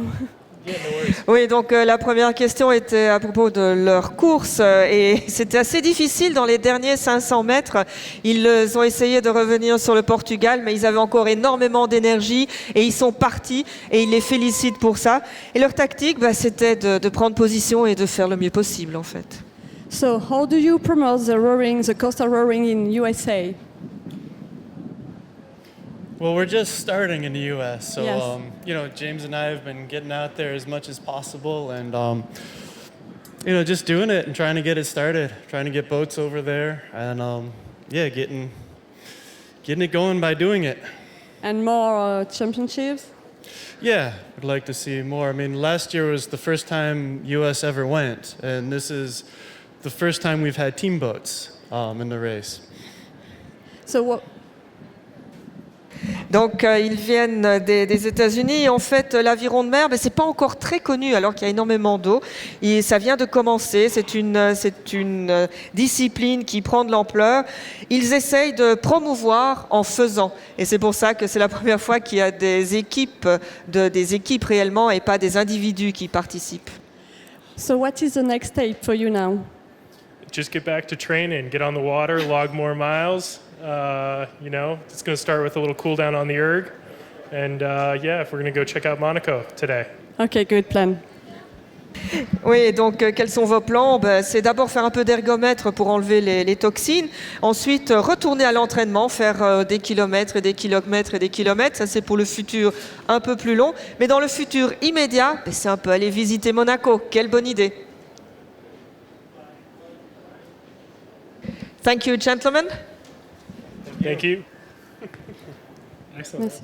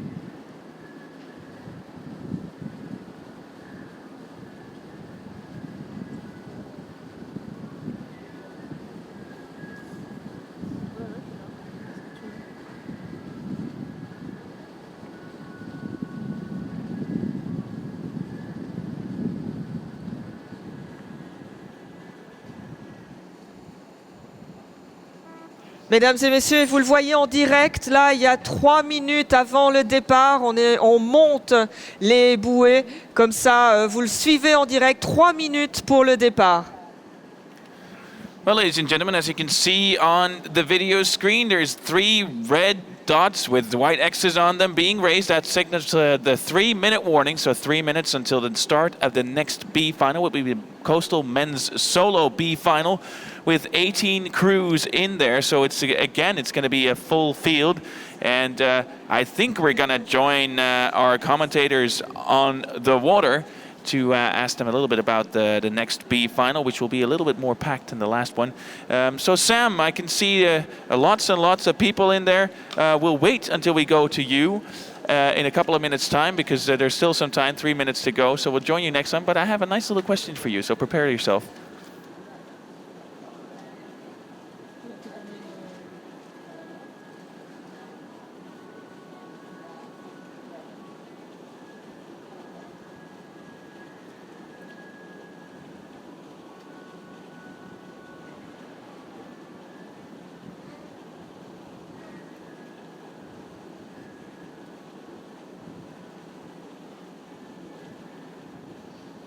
Et donc, d'ici quelques minutes, on va partir, moins de 3 minutes, on vous l'a dit, pour la finale B du solo masculin.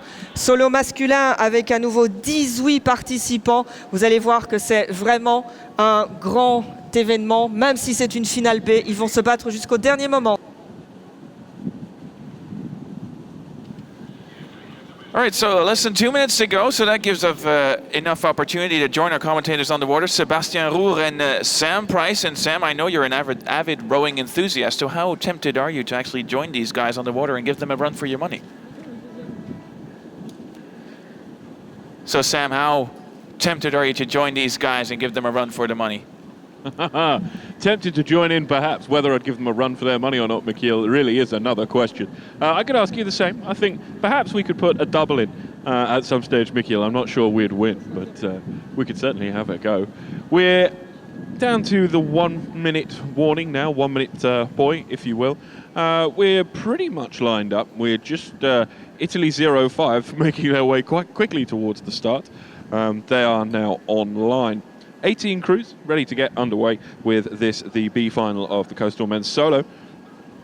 As soon as they get underway, we'll give you the best and brightest from the field.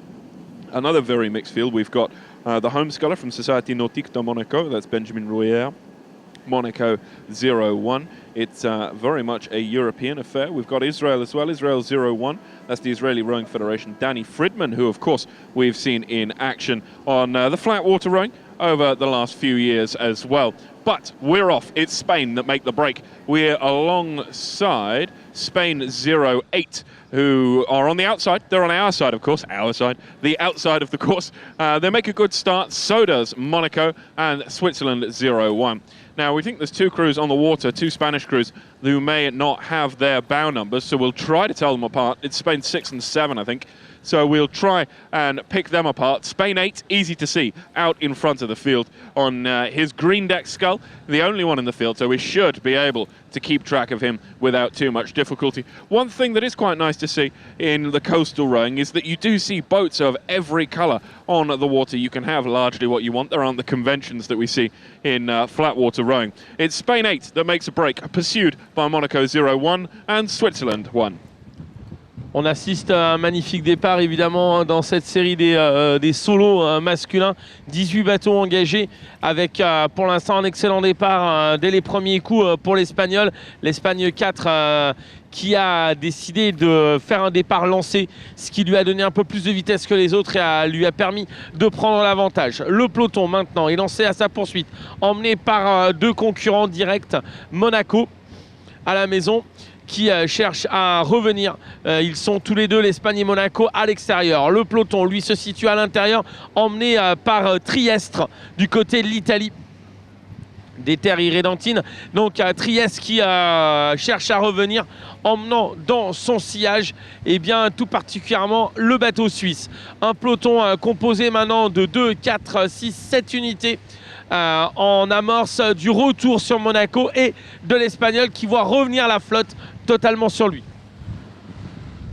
So Spain still making a good run. That's Spain 8 out on the outside dash, looking very strong. Actually, it's quite punishing though.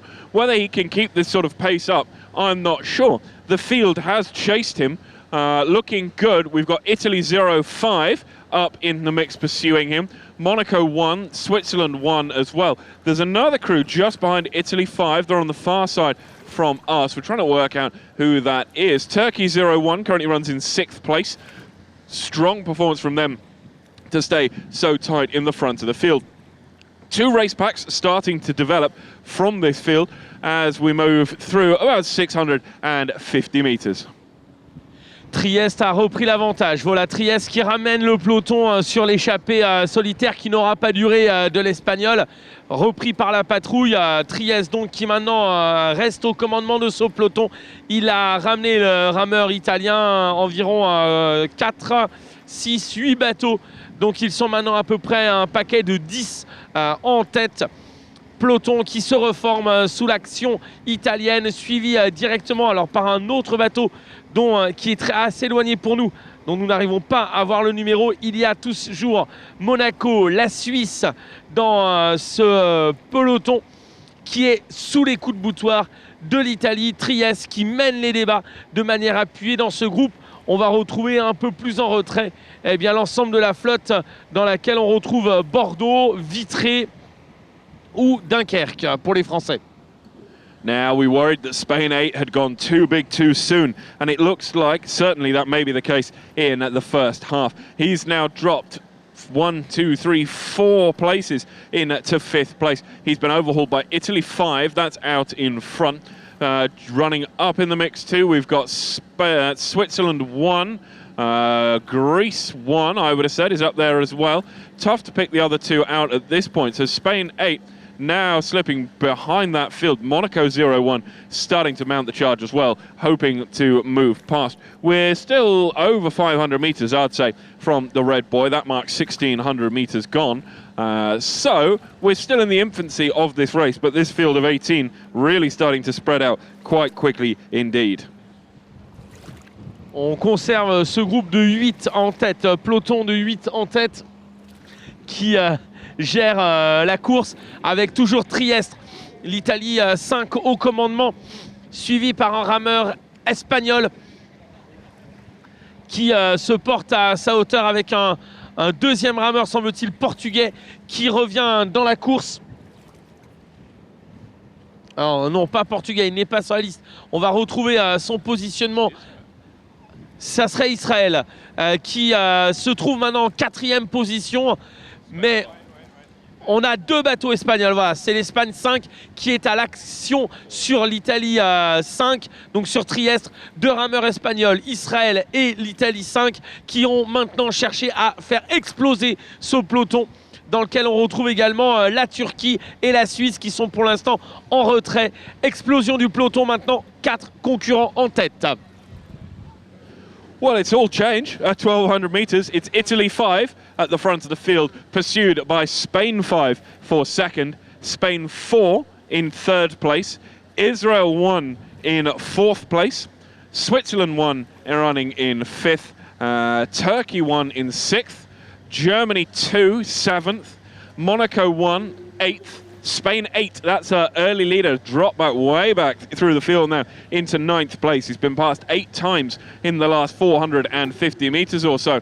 That's the top 9. The whole field is still relatively tightly packed, although we've got 4 crews going belt and braces towards the line.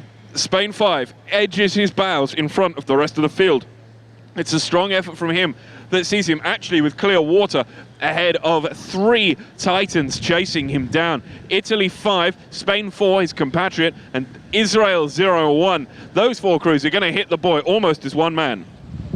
On assiste à un très gros regroupement, 4 bateaux, donc l'Espagne 5, c'est Séville, Espagne 4, Barcelone, qui sont à la bagarre avec Israël et Trieste pour l'Italie. Ça s'annonce un passage à la première bouée assez excitant et assez intense parce qu'il y a Séville en tête, les 3 autres sont sur la même ligne. Le virement de bouée s'annonce très très serré.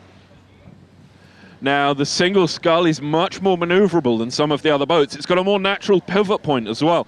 If you square off one blade, drop it in the water, it should rotate about the axis where you hold it, so pretty much where you sit. Obviously, with a double or a quad, this gets spread out and the effect is lessened. So it is possible to do almost a full 90-degree turn in one go from full speed. Spain 5 now charging towards the buoy. We'll see which way they go because it is quite tight. There's not a pure overlap. To me, it looks like Spain 5 should do it quite nicely first. That's his bows through. He takes a nice calm approach. Israel 1 pursues him now up into second place. Just loses an inside oar into second. He manages to hold on, I think, as Spain 4 really puts the pressure on. Italy 5 up into fourth place. Switzerland 1, they're fifth through the marker. That's your top 5. Who's going to be next? Oh, a bit of a navigational upset there. Germany 2 squeeze a place. They're up into 6th, having made ground where Germany 1 lost boat speed coming around the point. Monaco 1 sits in 8th place ahead of Turkey 1 and Ireland 1. On a retrouvé un virement de bouée très propre pour les concurrents de tête. Ils sont 4 en embuscade. Il faut retrouver en 5e position la Suisse, 6e et 7e les deux bateaux allemands, 8e Monaco, 9e la Turquie, 10e l'Irlande, 11e l'Espagne 8. Ensuite on retrouve Bordeaux, l'Espagne 6, les Tchèques, Dunkerque pour la France face à Vitré. Avec toujours le retour sur le commandement qui est mené de main de maître par le Sévillan. Séville en tête pour l'Espagne, avec ensuite la volonté de se détacher pour Israël. Israël maintenant qui est à la poursuite clairement du Sévillan. 3e place pour le Barcelonais. On est en train d'être vraiment pointe à barre au virement de la 2e bouée avec l'Italie maintenant, Trieste, qui subit un tout petit peu cette course. Now, that was one of the cleanest navigational sections we've seen for a full field of 18 crews. No one really upsetting anybody else. A couple of people losing speed themselves as Israel 1 loses a blade again. Well, at least he slackens one blade and drifts around hard. He holds on to second place. Spain 5 back up into first. Convincing stuff from Spain at the front of the field. Spain 4 in hot pursuit, currently sitting in third place ahead of Italy 5 and managing to keep his position. Switzerland 1 now runs in 5th place, and the rest of the field will be quite tight as they come through that second of the 3 marker buoys. This is the one that's furthest away from the start point before we turn west and start heading back towards the shore. Germany 1 just tailing Switzerland 1, but maintains the advantage to Germany 2 and I would say Monaco 1 just along the inside. Le virement de bouée, dernière bouée au large, la 2e confirme la domination du Sévillan, l'Espagne en tête, suivie clairement maintenant par Israël. Israël qui fait un énorme effort pour rester au contact de l'Andalou, avec ensuite le 2e rameur espagnol de Barcelone qui occupe la 3e place, 4e place pour l'Italie, Trieste, 5e la Suisse. Le grasshopper de Zurich qui tente de revenir sur l'Italien. On essaie de croire à la défaillance de l'Italien pour le Suisse pour revenir. Voilà, pour Séville, on se retourne. On vient de virer la 3e marque de parcours. On cherche la 4e du regard. L'Israélien également pivote. Ça repart avec en 3e position l'Espagne pour Barcelone. 4e l'Italie, Trieste. On hésite sur ce virement de bouée de la 3e bouée pour reprendre le large. Là, le Sévillan qui se retourne régulièrement, il ne voit pas encore la 4e marque de parcours. Spain 5 goes deep round the last buoy, goes quite wide, and it looked like it would cause him to lose a place, but no, he manages to hold on ahead of Israel 0-1. Spain 4 runs in 3rd. Those 3 haven't managed to pull away in the way we've seen a lot of the front runners do before. Italy 5 keeping them honest on their 4th place at the moment, leading Switzerland 1 in 5th. Germany 1 is in 6th, they had Monaco 1 in 7th. Germany 2, I think, has managed to make their way back up to 8 after losing some speed through the navigation section there. We've got 1, 2, 3, 4, 5, 6 crews yet to round the 3rd mark, as the rest of the front runners are well on their way towards the last of the buoys. As I say that though, now just one man left to round that buoy and begin the long haul back home. Le long retour en effet avec maintenant tous ces rameurs qui ont pris, on va dire, un peu trop le large. Ils se sont positionnés dans un angle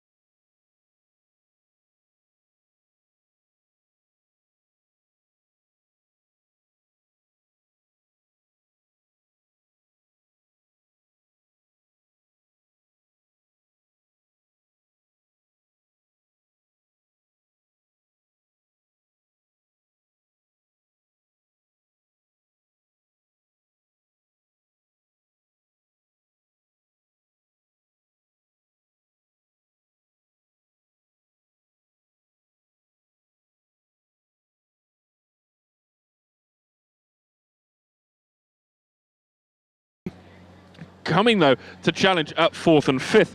Switzerland 0-1 is started. That's Christoph Braun from Grasshopper Club Zurich is just in a position to challenge Italy 5. Societe Ginnastica Triestina Nautica, that's Rosario Panteca, just about to get overhauled, I would have said, by the Swiss sculler, just inland of him as they make their final charge.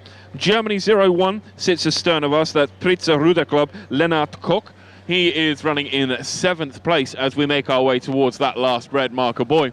We're still some 500 meters adrift from it, so these positions far from set in stone. I think the front have some serious distances to make against each other, so top 3, that looks pretty good to me. At the moment, it's Spain 5, that's Labrador de Seville, ahead of the Israeli Rowing Federation, Danny Friedman, and then we find ourselves with Spain 4, that's the Real Club Maritime de Barcelona, Alexander Riberas Philippe, currently running in 3rd place. Le maintien des positions se confirme pour la tête de course, alors que pour la 4e place, la bataille est absolument âpre et impliquée entre Trieste pour l'Italien et les Grasshoppers de Zurich de la Suisse. Le Suisse qui essaie de vraiment recoller tout le temps et réaction italienne à chaque fois. Alors que devant, eh bien, Séville mène le commandement. L'Espagne au commandement, 2e place pour Israël, 3e pour l'Espagne, pour Barcelone, avec maintenant la bouée en mire pour tous ses concurrents. Le Suisse à l'intérieur, l'Italien à l'extérieur, à l'extérieur côté mer, ça peut passer pour le Suisse qui maintenant est en train en effet d'accélérer. Accélération suisse, on déborde pour la 4e place, inversion, changement pour la 4e place, avantage suisse.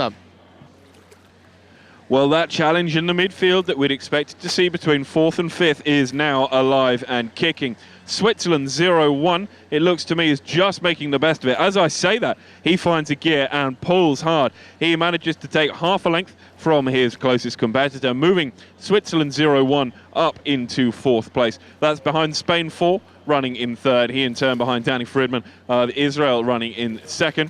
And Spain 5 out in front of the field. The midfield, though, is still very tightly packed. When we get to places 8 onwards, I can see 1, 2, 3, 4, 5 crews running almost dead level towards the back of the pack. No one's really dropped off. We've had quite a few races where we've lost people off the back of the pack quite dramatically, but here it looks certainly like most of our number are accounted for in the midfield in quite a tight competition. Actually, as I say that, I see one outlier who's quite a distance to the back of the pack, and he's quite a way inshore of them as well as we make our way towards that last marker. In fact, as we mentioned that last marker, Spain 5 is already on his way round. He's just got 2 or 3 strokes left. That'll see him round it ahead of Danny Friedman of Israel and his compatriot Spain 4. Switzerland 1 ahead of Italy 5. That rounds out the top 5 as we make our way into the final stint.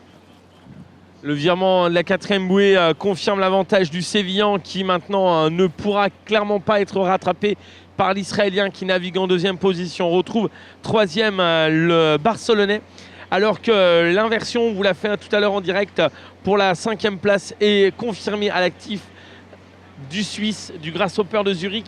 6e, il faut aller chercher du côté de Trieste. Et ensuite, on a une très grosse bagarre entre les deux clubs allemands pour la 6e et 7e place. Nous sommes dans l'emballage final avec devant vous l'arrivée progressivement à vive allure du rameur sévillan espagnol qui va donc s'imposer face à Israël et à Barcelone. So it looks like the Spanish should lock out 2 of those 3 podium spaces. Spain 5 certainly deserves very strongly that first place. Now remember, he was not our leader from the start. He overhauled in the first third of the first out. So after about 1,000 meters, 1,200 meters perhaps, we saw him really start to show strongly. And he hasn't looked back. Well, as you'll know, Single Sculler's always looking back, but he has seen his competition and has managed to keep them at arm's length for the entire race. Spain 5 leads Israel 1 in 2nd, Spain 4 for 3rd place, Switzerland 1 now up into 5th, having overhauled Italy 5 in the last 300 meters or so.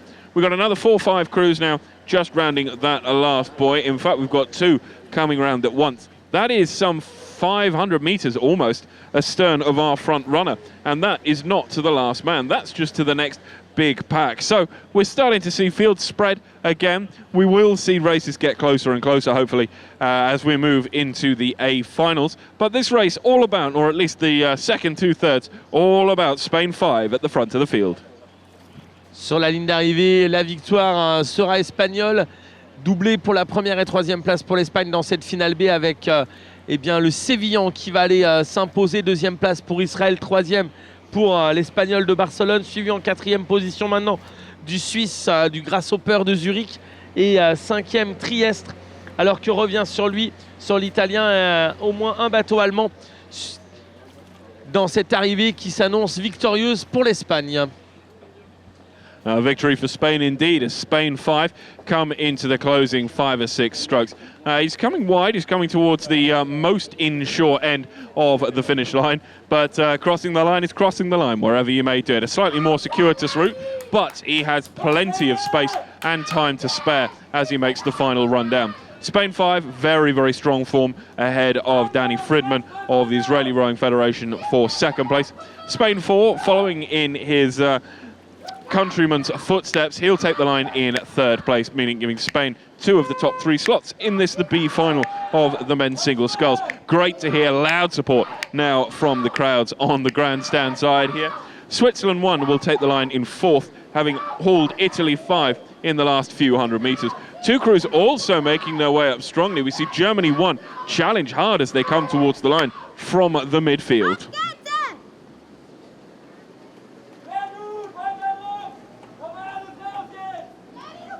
Oui, donc vous le voyez ici, l'arrivée de cette finale B du solo masculin avec une victoire pour l'Espagne, une très belle course, et on peut dire que c'est une affaire espagnole parce que non seulement l'Espagne est première, mais également troisième.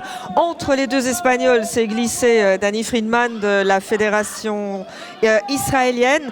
Ensuite, nous avons la Suisse et l'Italie. À nouveau, une course à la fois tactique, technique et je pense aussi très mentale dans ces eaux. Well, in the end, no one was going to catch José Gómez Faria Ferreiro of Seville Rowing Club, because he was absolutely uncatchable, winning that B final of the Coastal Men's Solo with a good second place for Danny Fridman of Israel, and then third place again for Spain from Barcelona. That is Alexandre Riberas Philippe. So a great result for Spain there in that B final, beating everyone to the line. 18 rowers in this B final, so that means we have 18 better rowers in the A final. 10, so that's going to be very promising indeed for the afternoon program. Last couple of rowers are coming across the line right now. We still have some time until the next B final, which is planned for 11 o'clock exactly, which will be the B final of the women's double sculls. But great win for Real Círculo de Labradores de Sevilla, José Gómez Faria Ferreiro.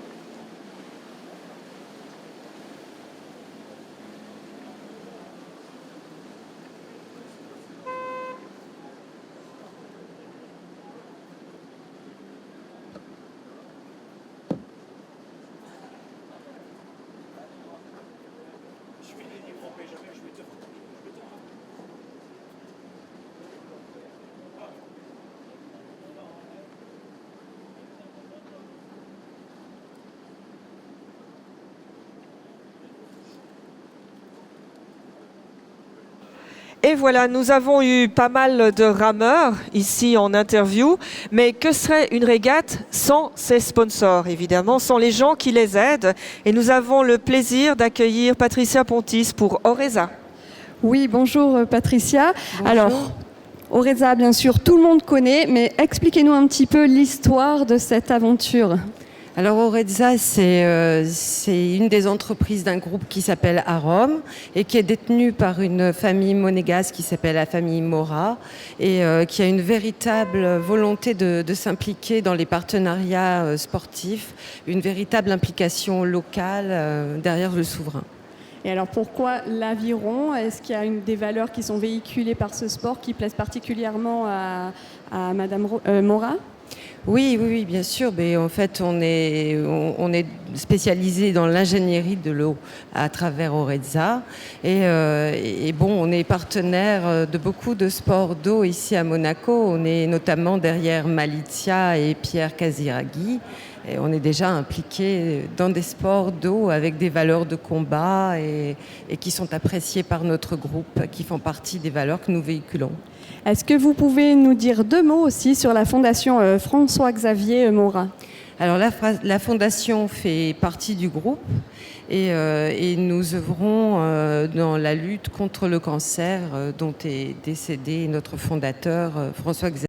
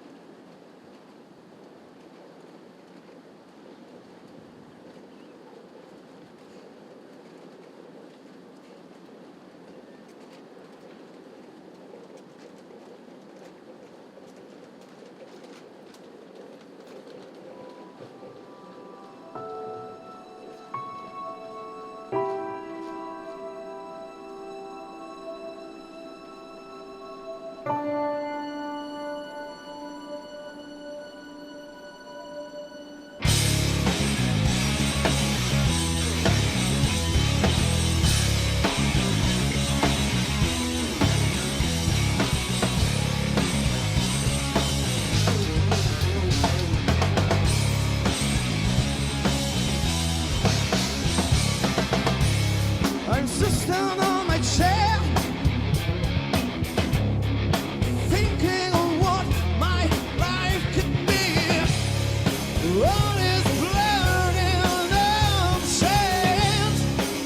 It's like flying over me. Welcome to my world.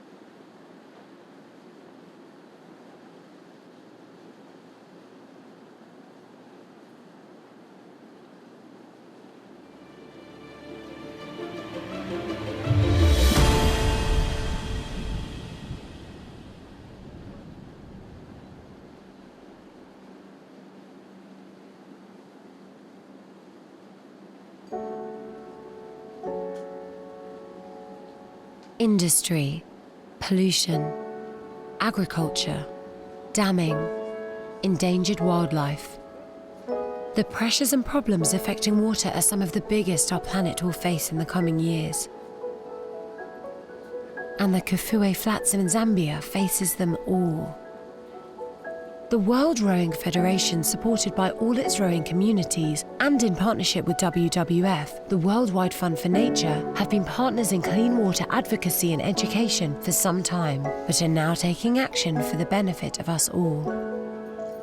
Together they're building a very special water centre on the Kafue with 3 purposes: facilitate world-class water research, provide a meeting point for all stakeholders, and develop the sport of rowing. It's called the Kafue River and Rowing Centre, and it's a core element of WWF's Zambezi strategy. The centre's work is only truly useful if the entire planet can benefit, so the discoveries and advances in water research made there will be freely available to anyone, from schools to universities to water scientists and students, making it a place of learning for all. Zambia will then have a meeting point for all stakeholders on the Kafue, as well as a new world-class rowing facility to help develop and grow our sport in this very special place. So let's take to the water. Please support the Kafue River and Rowing Centre by contributing to the fund and becoming a partner. Follow the link to worldrowing.com to pledge your support and help this important project get off to an amazing start. If we help the Kafue, we will help the world. Thank you.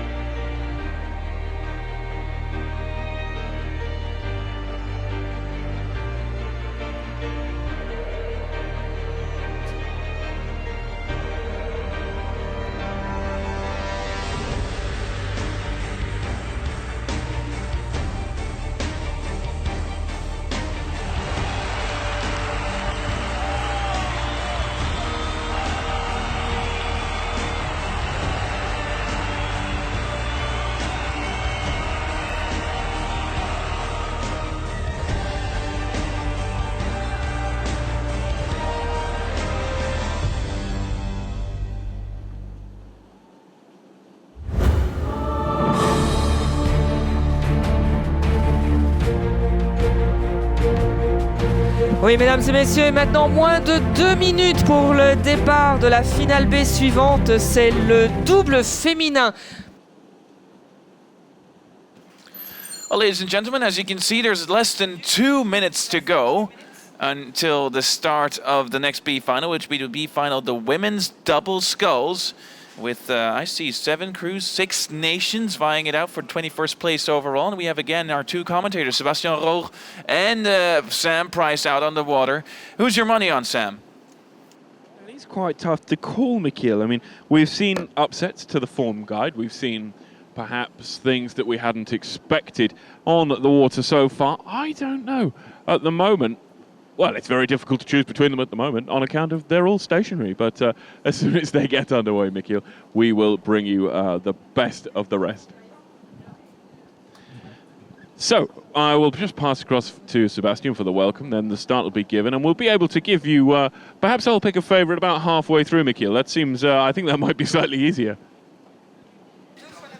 Départ qui va être imminent pour à peu près 8 bateaux dans cette finale B du double féminin. C'est placé pour l'instant juste avant la ligne de départ pour se lancer. Voilà, départ à l'instant lancé pour entre autres Cassie du côté français. On a donc 8 bateaux, dont le bateau des États-Unis dans cette catégorie du double féminin.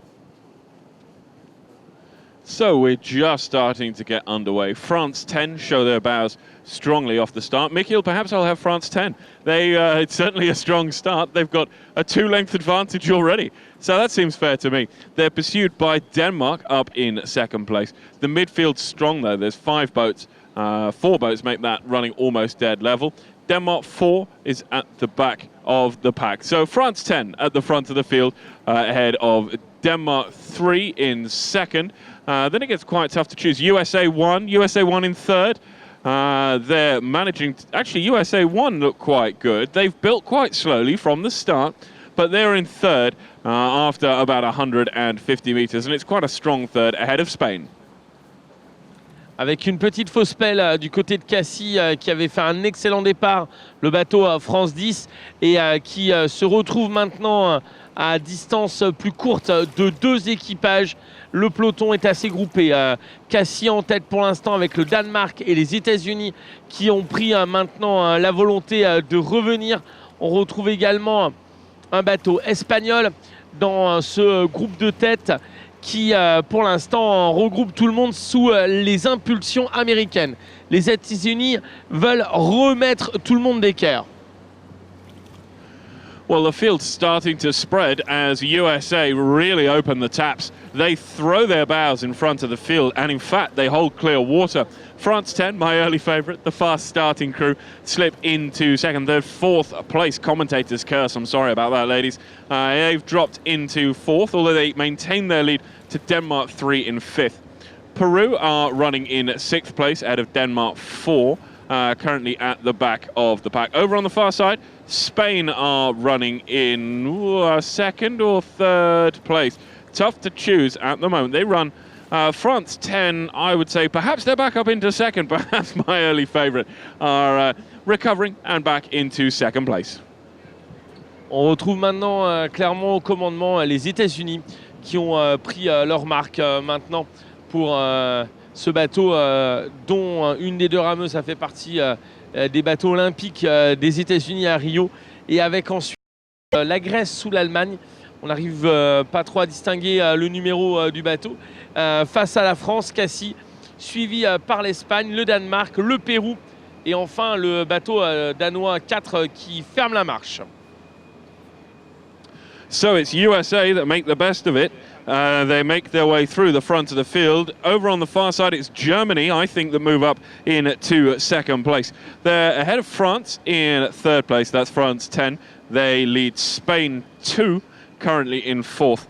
Then Denmark 3 lead Peru 1. And Denmark 4 at the back of the pack. So this field of 7 crews starting to spread now as we make our way towards the first marker. We're about 650, perhaps 700 meters in, but it's USA who really have managed to make a move. They built slowly from the start, I think it's fair to say. It's quite a relaxed start. They built quickly to find their cruising speed, as their compatriots said earlier. They said that they wanted to find their cruising speed early on and then just sit there and notch away the miles. Now that's certainly what the women's double from the USA is doing now at the front of the field. Germany in second place, some 3.5 lengths astern, with France 10 and Spain 2 battling it out in the midfield. Une course maintenant qui s'avère menée de main de maître par les États-Unis d'Amérique qui sont clairement au commandement. La deuxième position est allemande. Alors qu'ensuite, eh bien, l'Espagne revient et a pris l'avantage sur le bateau de Cassis. Espagne qui tente de faire l'effort de rester au contact. Un contact maintenant qui s'éloigne face au bateau allemand, alors que devant les Américaines caracolent en tête. Le duel entre le bateau danois et le Pérou anime eh bien, l'arrière de ce groupe de 4 qui sert de peloton. Alors que devant, on a une échappée solitaire des États-Unis et en contrepartie, seules les contrées, les Allemandes, alors que maintenant l'Espagne fait l'effort en tête de ce peloton de 4 pour décrocher les rameuses de Cassis, alors que le Pérou maintenant vient de prendre l'ascendant sur le Danemark. USA 1 maintain, they probably don't build on their lead, but they certainly maintain their strong advantage at the front of the field. They've got their eyes firmly set on that marker, which is the most easterly point of the course, before they turn a little bit north just to round that hairpin and make their way back in. Their advantage stands at 4 lengths clear water now ahead of Germany. That's Germany 3, I believe, running in second place, ahead of Spain 2 in third. That's a similar distance between first and second and third. France 10, only a length and a half down, though, on Spain 2. So we could, again, see changes in the mid. Peru run in 5th place now. They're about 2 lengths down on France 10 in 4th. Then we find ourselves with the 2 Danish crews at the moment, bringing up the back of the pack. Des positions maintenant qui sont clairement stabilisées, avec les États-Unis au commandement qui ont pris maintenant 4 à 5 longueurs d'avance sur le bateau allemand, qui lui a à peu près 3 longueurs d'avance sur le bateau espagnol. L'espagnol suivi comme son nom par les rameuses françaises de Cassis, alors que le Pérou ensuite en 5e position a pris l'ascendant sur les 2 bateaux danois. Le Pérou maintenant qui cherche à revenir sur le bateau français, mais devant. Quelle démonstration, quel brio pour les Américaines qui sont clairement du côté du pays de l'oncle Sam au commandement, sans coup férir de cette finale B du double féminin. Well, it's the USA still, no surprises there. It is in fact Great Britain 3, I do apologise, not Germany, who set in pursuit of them. So it's USA, followed by Great Britain 0-3. Those 2 crews actually closing on that red buoy very, very quickly indeed. 4 crews sit quite close. That's Spain, France is in the mix there, one of the Danish crews as well. Those should get there, and that could be where we see upset. We have seen some crews just go straight past the buoy. They're well on their way towards the Italian border, not far from here, but remembering to turn north, we hope USA 1 will take the buoy in first place. Their advantage is about 20 seconds, so even if they have some minor mishap, they should manage to retain their first place as they turn north and inland before they start that long haul back towards the finish line. USA currently in first place. Le virement s'approche au niveau de la bouée avec les États-Unis en tête. Ce ne sont pas, toutes nos excuses, les Allemandes, mais les Britanniques. Elles étaient éloignées de nous, difficile à voir. Les Britanniques en 2e position, suivis par l'Espagne et Cassis. Attention au passage de la bouée avec toujours les Américaines qui vont en tête. Virement des Américaines, c'est fait. Top États-Unis. On déclenche le maintenant le virement des Britanniques. Les Britanniques qui vont être à plus maintenant de 7 à 8 secondes. On est à peu près à 10 secondes maintenant pour les Britanniques. 10 secondes d'écart. Ensuite, on va retrouver l'Espagne, Cassis et le Pérou. Toujours l'avantage pour les Américaines qui mènent maintenant les débats, suivis par les Britanniques. L'Espagne, top, virement de l'Espagne. Avec ensuite Cassie pour la France. Top pour Cassie. Attention, le passage maintenant pour le Pérou. Le Pérou qui voit quand même les Danoises à faible distance. Top pour le Pérou. Vous voyez, donc on est sur un groupe des poursuivants assez serré, alors que les Britanniques sont en contre-chasse du bateau américain qui est parti tout seul. Well, the USA showing their pedigree at the front of the field. Strong rowing family there indeed.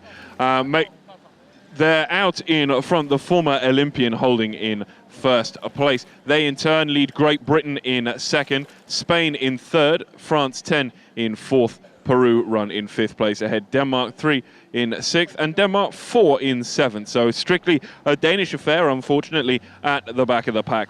Peru, our hosts from last year in Lima, making up ground against France 10, my early favourite and our early leaders. They're in fourth place. USA, though, looking very, very strong as they make the move, ready to round that last buoy and head for home.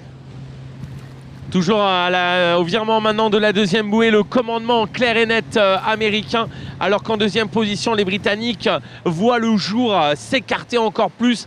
Virement américain, c'est fait maintenant pour les Américaines qui virent en tête, avec ensuite les Britanniques qui voient revenir maintenant progressivement l'Espagne. Ce sont bien les Américaines qui créent l'écart au maximum. Le passage des Britanniques, nous sommes maintenant à plus de top 16 secondes d'écart entre les Américaines et les Britanniques. Ensuite, on retrouve l'Espagne, la France pour Cassie, suivi par le Pérou. L'Espagne vire maintenant avec 30 secondes d'écart. Il y a 15 secondes d'écart entre la tête de course, la deuxième place, et à nouveau 15 secondes entre la deuxième et la troisième place. Une course limpide, sous commandement et sous pavillon américain. 16 seconds the gap between first and second. That's the USA and Great Britain as they round the third of four buoys demarking the course. That quite a big gap when you see it on the water. 16 seconds may not sound that much in a race of 20 minutes, but it looks considerable. There's a similar lead between Great Britain ahead of Spain running in third place. France 10 are in fourth. They maintain an advantage to Portugal. They in turn lead both of the crews from Denmark.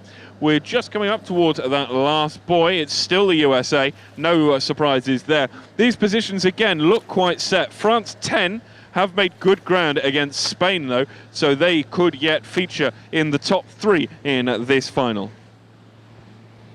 On vient de virer la troisième bouée avec toujours ce commandement très net des États-Unis, alors que pour la troisième place, eh bien, les affaires ne sont pas terminées parce que Cassie cherche à revenir sur l'Espagne. Pour la première et deuxième position, c'est du côté des anglo-saxons. Il n'y aura aucune discussion possible parce que les Américaines sont clairement imprenables. En deuxième position, les Britanniques. Mais ensuite, eh bien, rien n'est fait. On essaie de refermer le peloton maintenant.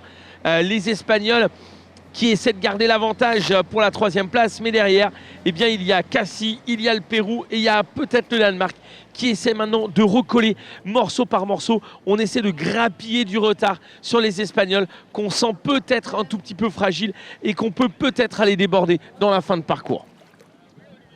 Well, this USA crew, perhaps a little closer to home than you might think here on the waters in Monaco. Grace Latz and Sydney Axon, both of Vespa Boat Club, was the boat club of the legendary single sculler Jack Kelly, related to Grace Kelly, of course, who married into the royal family of Monaco. Here they are on almost maybe their home waters in law, we can call that, and making it look easy at the front of the field. That advantage certainly paying dividend to them at the front of the field.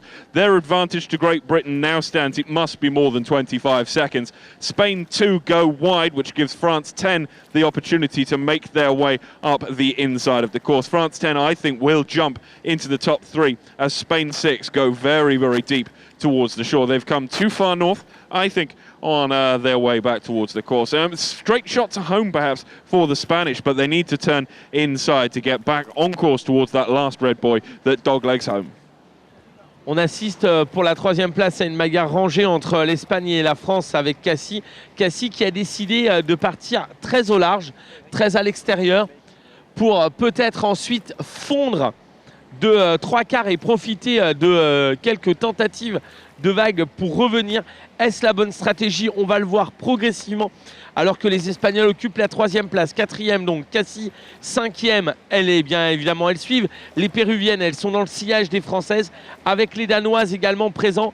Un groupe de 3 qui cherche à revenir sur le bateau espagnol. Devant, eh bien, c'est le Vesper Boat Club de la famille Kelly, grande famille également de la famille régnante monégasque, qui donc du côté de Philadelphie est en train de caracoler en tête, même si elles sont un peu plus chahutées dans cette partie où on voit une lame de fond un peu plus importante faire un peu plus de vagues.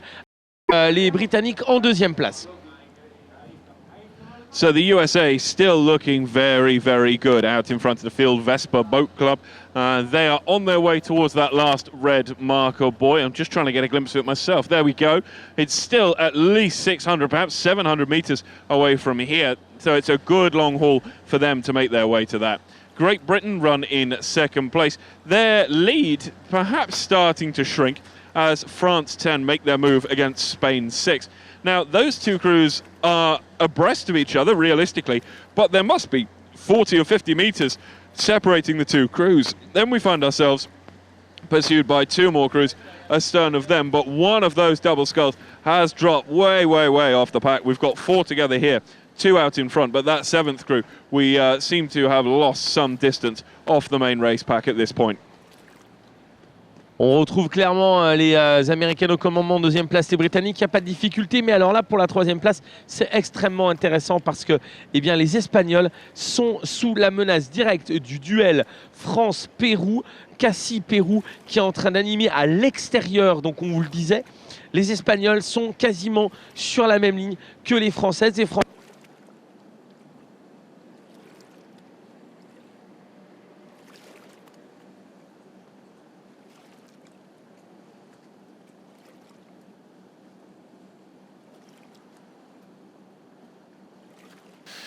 Well, we've seemed to lost our commentary boat there. Hopefully they didn't sink in the Mediterranean, but we'll pick it up from here with the USA still leading.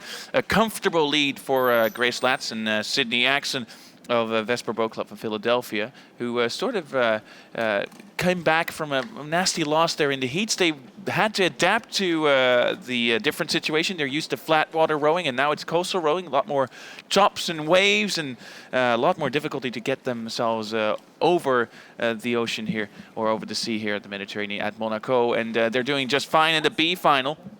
Sadly, though, not in the A final, but they're going to win an event here nonetheless. 2nd place still for Great Britain, so well done by the 2 rowers from Devil's Elbow Rowing Club, one of the more interesting sounding rowing clubs that we've seen so far. Nicola Cheeseman and Erica Gummery, who are racing in that particular boat. And then it's pretty close between Spain and France. So the 2 Mediterranean countries making it very, very interesting in the final stretch towards the line. And there you go, Spain, France, also Peru in there. As you can see on the picture, Peru won, trying to get into the mix. The 2 rowers from Club de Regatas Lima, the venue that hosted the World Rowing Coastal Championships a year ago. But still in the front by a comfortable margin. That's Grace Latz and Sydney Axon. You can see them there in the middle of their picture in the black boat with the white blades, and the USA unisuits striking very, very nicely. And in hot pursuit still these 2 Spanish ladies with nice sleeves there in the colors of, I think, that would be the local... Catalonia, I think, the colors of Catalonia there in the sleeves of the stroke woman. But looking very good as well, trying to chase down the USA. But here they come towards one of the last buoys before they turn again towards the finish line. Grace Latz and Sydney Axon, USA 1 of Vesper Boat Club. And just sorry to interrupt, but we are looking for Anne-Marie Phelps. Could you please, Anne-Marie, go to the pontoon urgently? Thank you. Donc je reviens 2 minutes sur la course. En fait, c'est les USA là dans la finale B du double dames qui va l'emporter. Vous les voyez là de dos, les USA du Vesper Boat Club avec Grace Latz et Sydney Axon. En 2e position, c'est la Grande-Bretagne, donc très anglo-saxon cette course. Et puis nous avons aussi vu quelques belles batailles entre la France et le Pérou. Yep, the French and the Peruvians trying to chase down the Brits and the Americans. So a sort of Anglo-Saxon affair there in the front of this B final. The women's double sculls. A little look over the shoulder there by bow rower Grace Latz, trying to see how far the finish line is, but she's closing in because there's only a couple of 100 meters to go, and they have a comfortable lead over Great Britain here in the bow seat. That's Nicola Cheeseman and Erica Gummery in the stroke seat, who will I think will be safe for second in this B final of the women's double scull. Overall, that would place them, I would say, in a comfortable 21st spot for the United States crew, and then a 22nd spot overall for the Great Britain crew. Pretty tight there near the last buoy between the four other crews that are trying to move closer together, sprinting towards the line. This is obviously their last race of this World Rowing Coastal Championships here in Monaco with the French crew, France 10 of Aviron Club Cassis 2. They are trying to close in on the competition from Spain, from Denmark, Peru, and obviously also from Great Britain, USA. But Valérie Caillet and Josette Claire Auriema, well, they're still have some work cut out for them to try and catch up with the crews leading them on. This is the USA. This is the leader of the pack, USA 01, with boat number 209 there to your right with Grace Latz in the bow seat, and then in the stroke seat, that's Sydney Axon. And no match the other crews for these two women. 4 kilometers of racing, and they've opened up a considerable gap to the rest of the competition. There you have it, like a 150 meters worth of clear water for the USA over Great Britain. Oui, donc vous le voyez, une fin de course assez simple là pour les États-Unis, pour Vesper Boat Club, avec Grace qui avait participé aux Jeux Olympiques à Rio et qui est en congé de son entraînement pour l'instant et qui rame pour la première fois. En fait, c'est sa 3e sortie en mer. C'est pas mal de gagner une finale B dans sa 3e sortie en mer, et elle le fait avec brio. Vous voyez la différence entre elle et l'équipe de Grande-Bretagne en 2e position. Devil's Elbow, c'est-à-dire le coude du diable. C'est assez sympa comme clan de club également.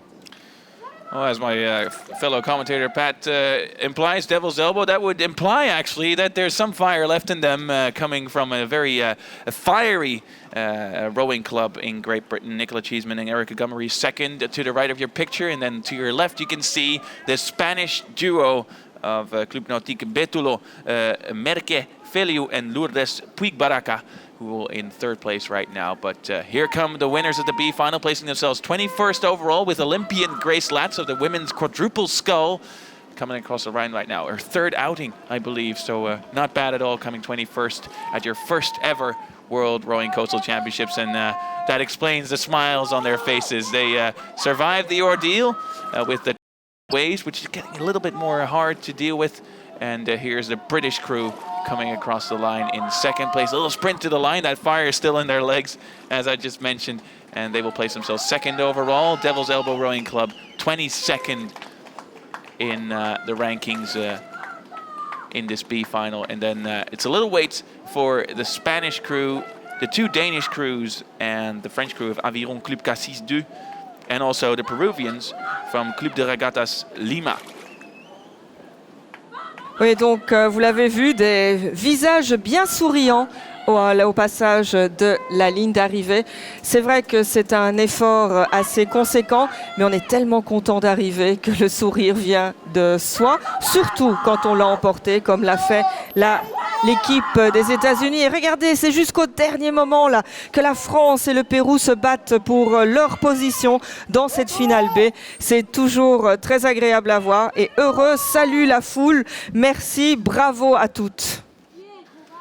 Well, congratulations to the Peruvian rowers from Club de Regatas Lima, Jacqueline Fuller-Burcios and Maria Isabel Paraismaman Ferraras, who came in just ahead of that French crew. A nice sprint to the line brought them just ahead of the French boat with Valérie Caillet and Josette Auriema. But the winners of this B final, the USA, with Grace Latz and Sydney Axon representing Vesper Boat Club from Philadelphia.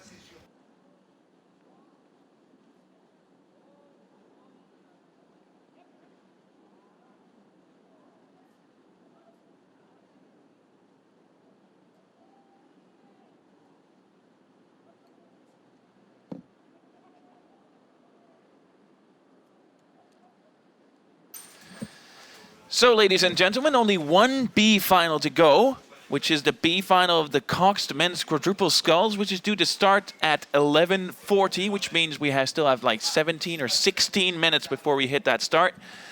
And following that, then the action really gets exciting because we get the A finals with the first A final starting at 12:20, just after noon. The women's solo, which is going to be a very, very tight final with the reigning world champion Jessica Berra in that final, and also the crews that have actually beaten her yesterday. So it's going to be very exciting indeed. At 1B final left in about 15 minutes time, and then at 12:20 we're starting with the A finals of the World Rowing Coastal Championships in Monaco. Oui, plus qu'une seule finale B, ce sera le 4 de couple barré masculin. Et ensuite, nous enchaînerons avec les finales A. Et là, c'est pour les médailles. Donc, on l'a vu, c'est déjà à couteau tiré par moment. C'est vraiment jusqu'au dernier coup d'aviron que tous les rameurs donnent tout ce qu'ils ont. Et ça va encore être encore plus vrai cet après-midi. Et nous aurons évidemment aussi déjà les cérémonies des vainqueurs où ils vont recevoir quelques petits présents de la principauté et de la Société Nautique de Monaco avant d'avoir les médailles officielles ce soir à 19h.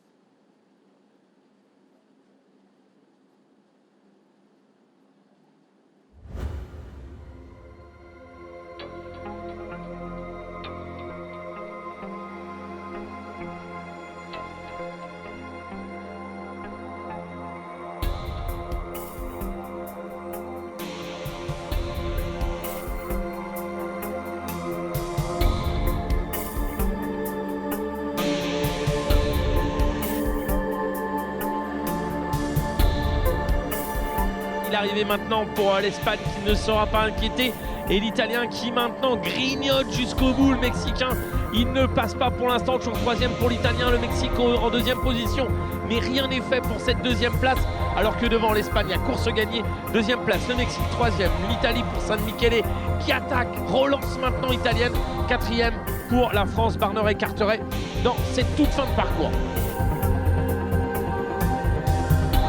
Dans cette série des deux de couple masculin, très gros départ avec un peloton emmené en leader en individuel pour l'instant pour le Chablais Aviron de Thonon.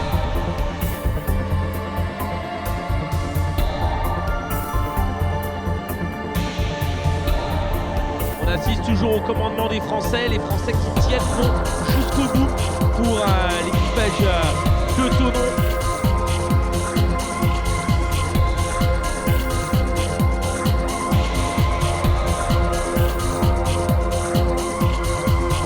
Losing out, they were going too wide. They've had to turn back in. It's France. I think it's France ahead of Italy. Very, very well deserved. Brilliantly run race from them. France pursued by Italy.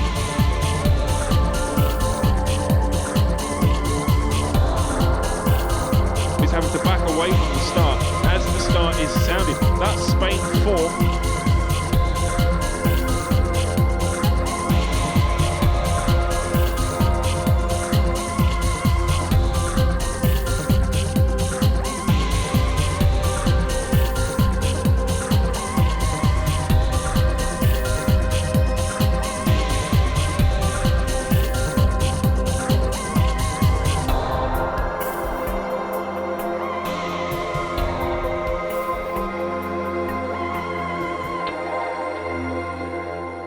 So with the Czech Republic coming home, followed by Italy 1, it's France 13 who lead Hungary 2 for 3rd and 4th place respectively.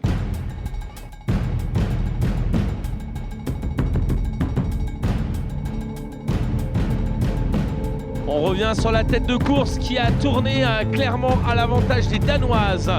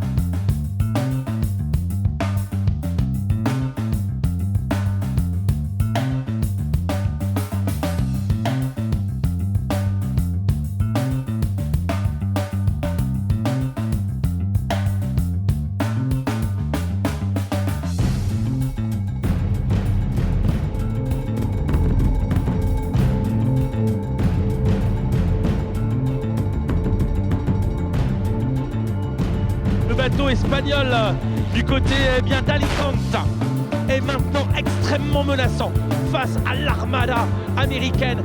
Les Américains maintenant qui occupent la 4e place.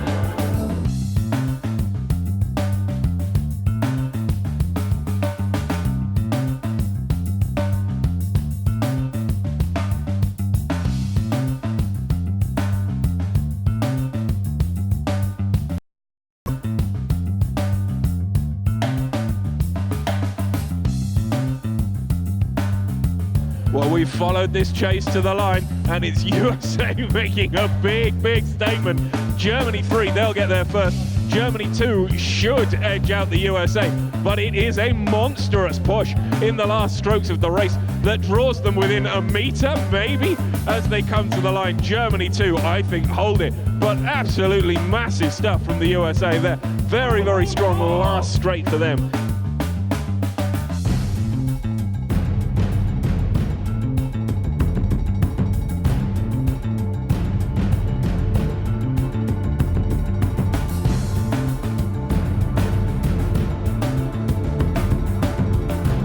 L'Espagne clairement leader dans cette série.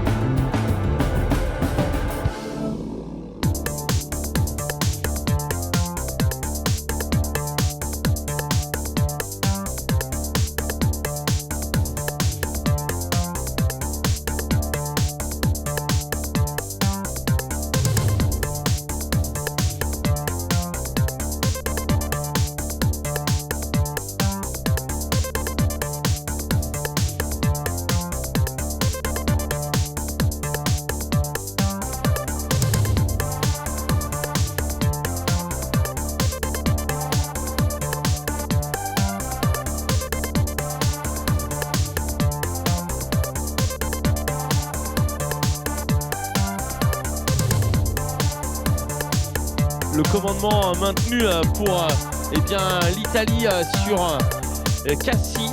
Et ensuite la Tunisie suivie par Lani.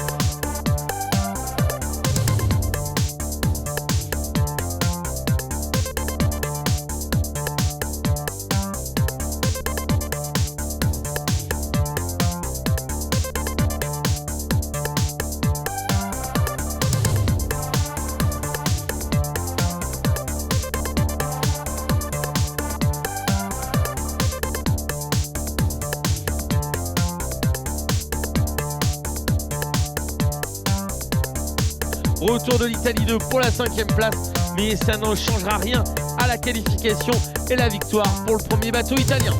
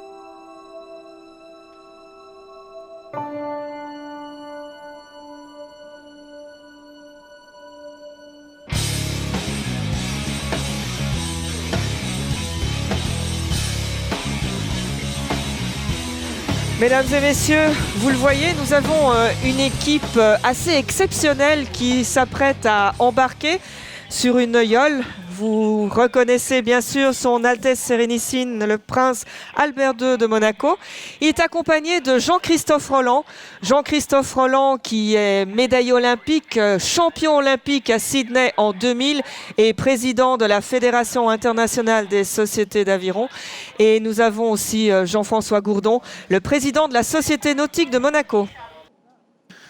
Well, ladies and gentlemen, a very special moment right now. We have verily a VIP rowing boat going out, a very old rowing boat, wooden oars and wooden shell. And it's going to be manned by the one, the only, and the Prince Albert II of Monaco. And he has some very important crew members as well. To your right, you can see the president of FISA, Jean-Christophe Rolland. And we also have the Minister of Foreign Affairs of Monaco going in that boat. We also have Anne-Marie Phelps, the chair of British rowing. We have Roland Veil, the vice president of French rowing in that boat. And John Kelly, of course, the cousin of Prince Albert and member of the legendary Kelly rowing family among them. But an impressive array of people there lining up for an important rowing outing. Et vous voyez, on vous a déjà présenté 3 membres de l'équipe, mais ils sont bien 9 dans ce bateau. Et nous avons, en plus de son Altesse, nous avons Anne-Marie Phelps, qui est la présidente de British Rowing. Nous avons John Kelly. On a déjà parlé beaucoup de la famille Kelly et de l'attachement de la famille princière monégasque grâce à cette filiation. Nous avons aussi le représentant et le président du musée océanographique, Robert Calgagno. Nous avons Gilles Tonelli, le ministre des Affaires extérieures. Nous avons Roland Vell, le vice-président de la Fédération française, et aussi Monsieur Giraldi. Il se prépare, il faut parler un peu tactique aussi avant de se mettre en bateau là. On prend ses places. On va voir qui va se mettre où, qui va encore avoir le coup d'aviron le plus technique. On va aussi le voir.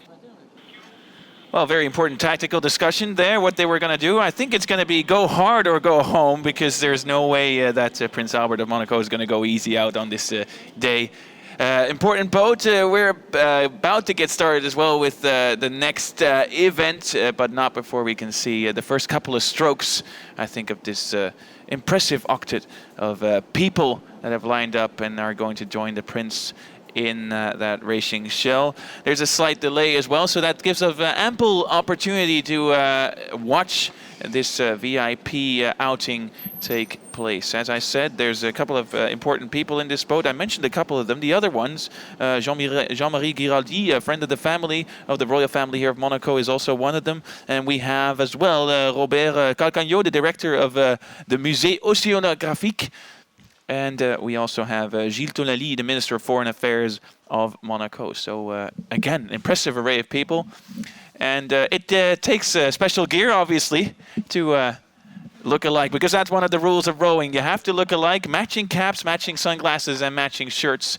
And if I were Jean-Christophe Rolland, the president of FISA, I would indeed let the Prince go in the stroke seats, and then probably he will take the number 7 seat. That would be my choice of things, but possibly they do something else. Or maybe his orientation is starboard or port side. You don't know.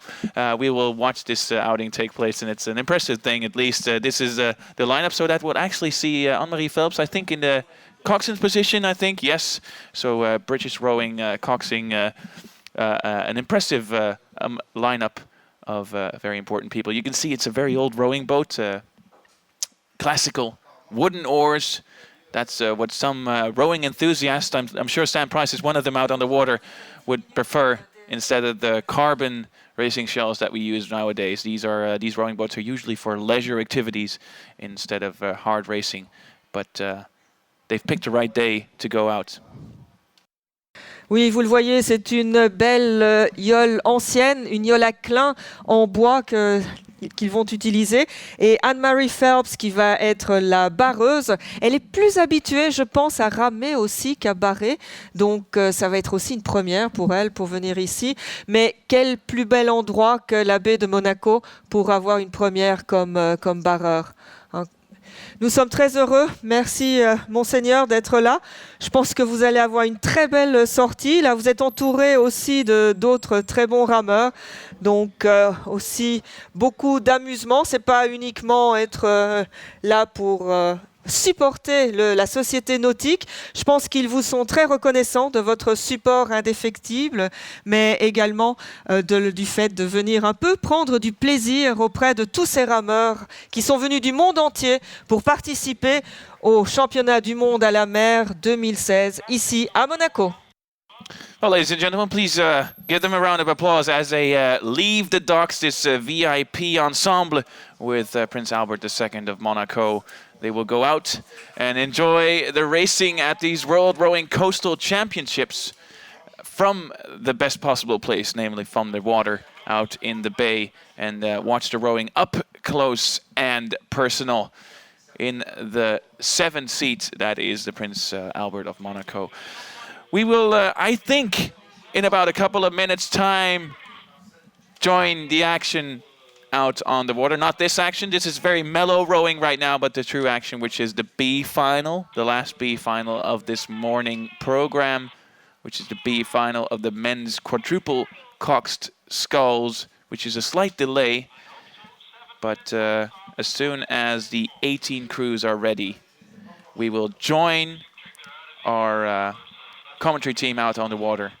But not before we see the first couple of strokes of the Prince. We need to make sure that he knows the correct order. Legs, back and arms. But I'm sure, because he's a very experienced athlete, he's a very experienced rower, so that should be fine. So there they go, out into the distance, out on the bay. going to watch the action up close and personal. Oui, vous le voyez, c'est une équipe quasi professionnelle que nous avons là. C'est d'abord les 4 rameurs à la pointe qui commencent à s'échauffer. Ensuite, les autres emboîteront le pas. Et nous avons le départ de la course suivante dans moins de 7 minutes maintenant, vient d'annoncer le jury. Donc, vous les voyez là aussi.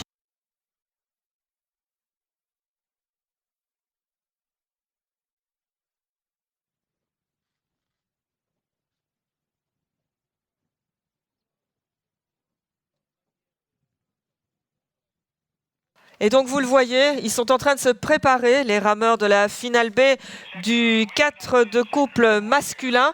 Et ils attendent un peu, ils s'échauffent. Et normalement, on devrait voir passer bientôt la yole princière, j'oserais dire, également à cet endroit-là. Donc dès que nous la verrons réapparaître, sur les images, nous vous montrerons le coup d'aviron princier.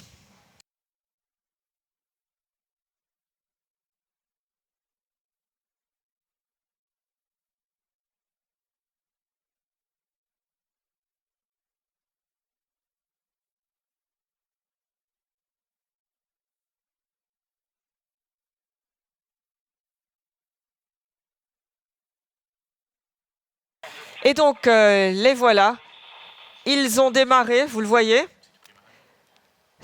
Un très beau coup d'aviron. Ils s'arrêtent pour dire bonjour. C'est un peu plus compliqué à ce moment-là. Bravo.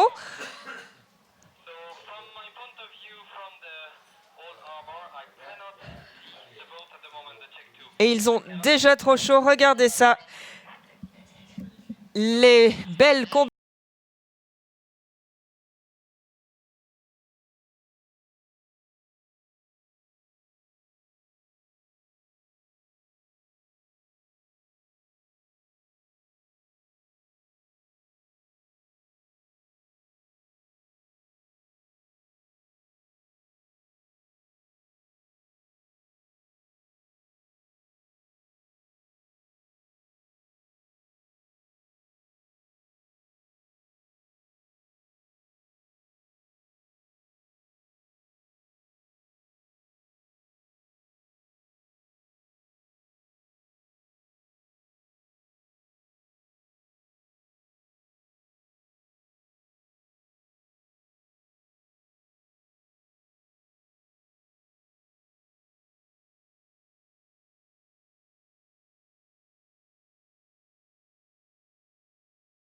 Rowing towards the Bay of Monaco, towards where the actual World Rowing Championships, World Rowing Coastal Championships take place.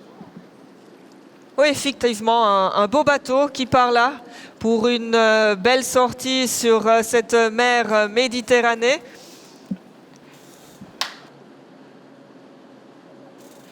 Avec quelques vagues qui sont venues un peu le rendre plus difficile. Donc nous l'avons vu hier aussi, les conditions se sont détériorées un peu, non, se sont rendues plus proches du véritable aviron de mer hier après-midi. Et il semble que c'est le cas aussi maintenant. Les vagues se forment un peu plus. Et donc nous avons les cousins en fait en 1 et 2, à la nage et à la position 2. Puis notre champion olympique, Jean-Christophe Rolland. Et puis les autres rameurs qui continuent dans cette yole. C'est un bateau un peu différent de celui auquel ils sont habitués généralement. C'est un bateau très large qui est bien fait pour la mer, mais pas autovidant comme ceux que nous utilisons pendant les championnats du monde, qui sont des bateaux qui sont maintenant tout à fait adaptés, dans lesquels on peut avoir de l'eau sans aucun souci. Mais vous le voyez, ça va très bien.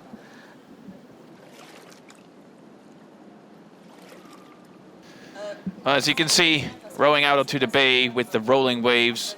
It's not easy, these conditions, but these boats are built for these kind of conditions. They're rowing in the surf. Wide boats, so you can actually have more stability. And that's what makes rowing out on the sea possible. And looks actually like they're enjoying themselves. And the difference between the modern oars and older boats is that these oarlocks are not secure. They're not. They can pop out, and that makes it even more hard. But it's nonetheless, it's impressive stuff of these VIP ensemble. There's a couple of minutes to go before the B final, the men's quadruple coxed sculls. As you can see, 2 boys still up there. That means less than 2 minutes to go for that last B final with 18 crews. And that means that we're about to join the action again. There goes the second to last boy. So that means less than a minute to go. Less than 2 minutes to go before the action starts of the last B final of the morning. Et juste, vous le voyez, nous avons quitté le bateau princier pour retourner à la course. On leur laisse faire leur balade, on va dire. On retourne à la course moins de 2 minutes maintenant.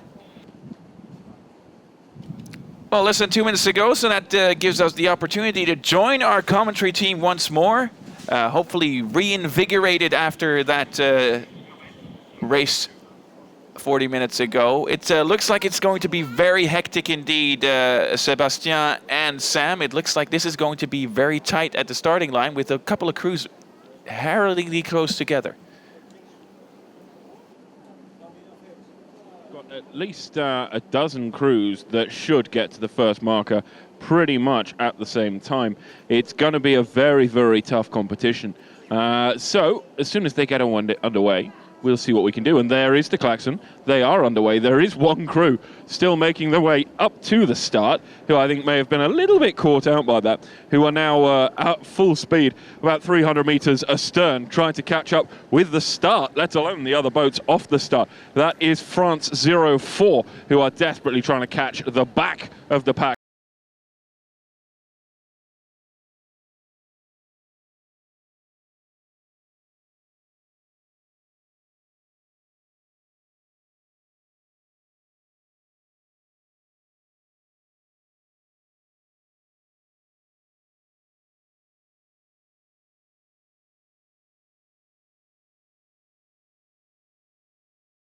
Lead Italy 8 ahead, Italy 6. Spain 1 up in the mix, but they're really in amongst it. They're part of a gang of about 9 crews who are all going through dead level as we make our way through the opening stages of this race.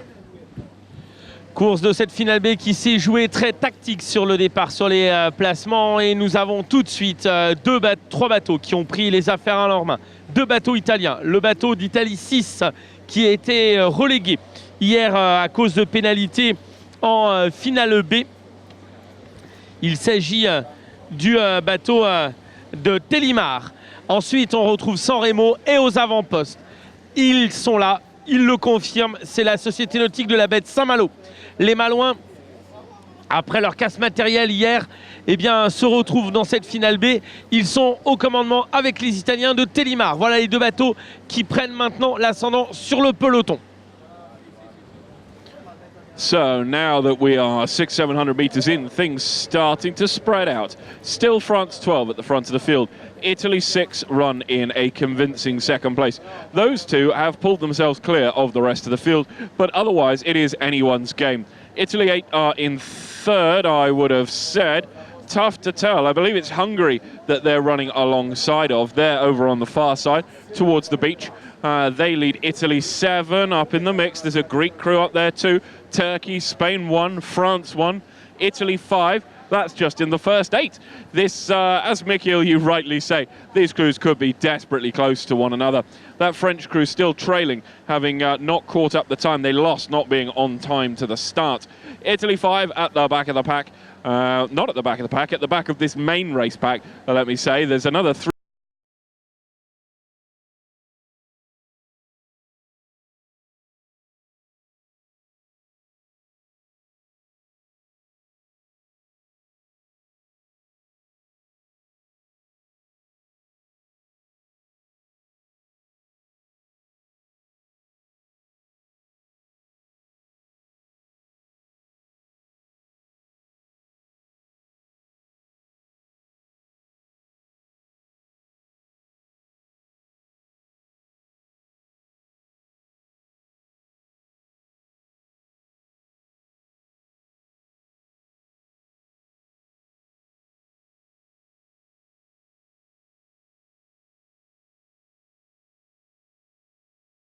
revenir sur ce groupe de 2, sur ce duo de tête de 2. Alors ensuite, ça a fait évidemment exploser le peloton.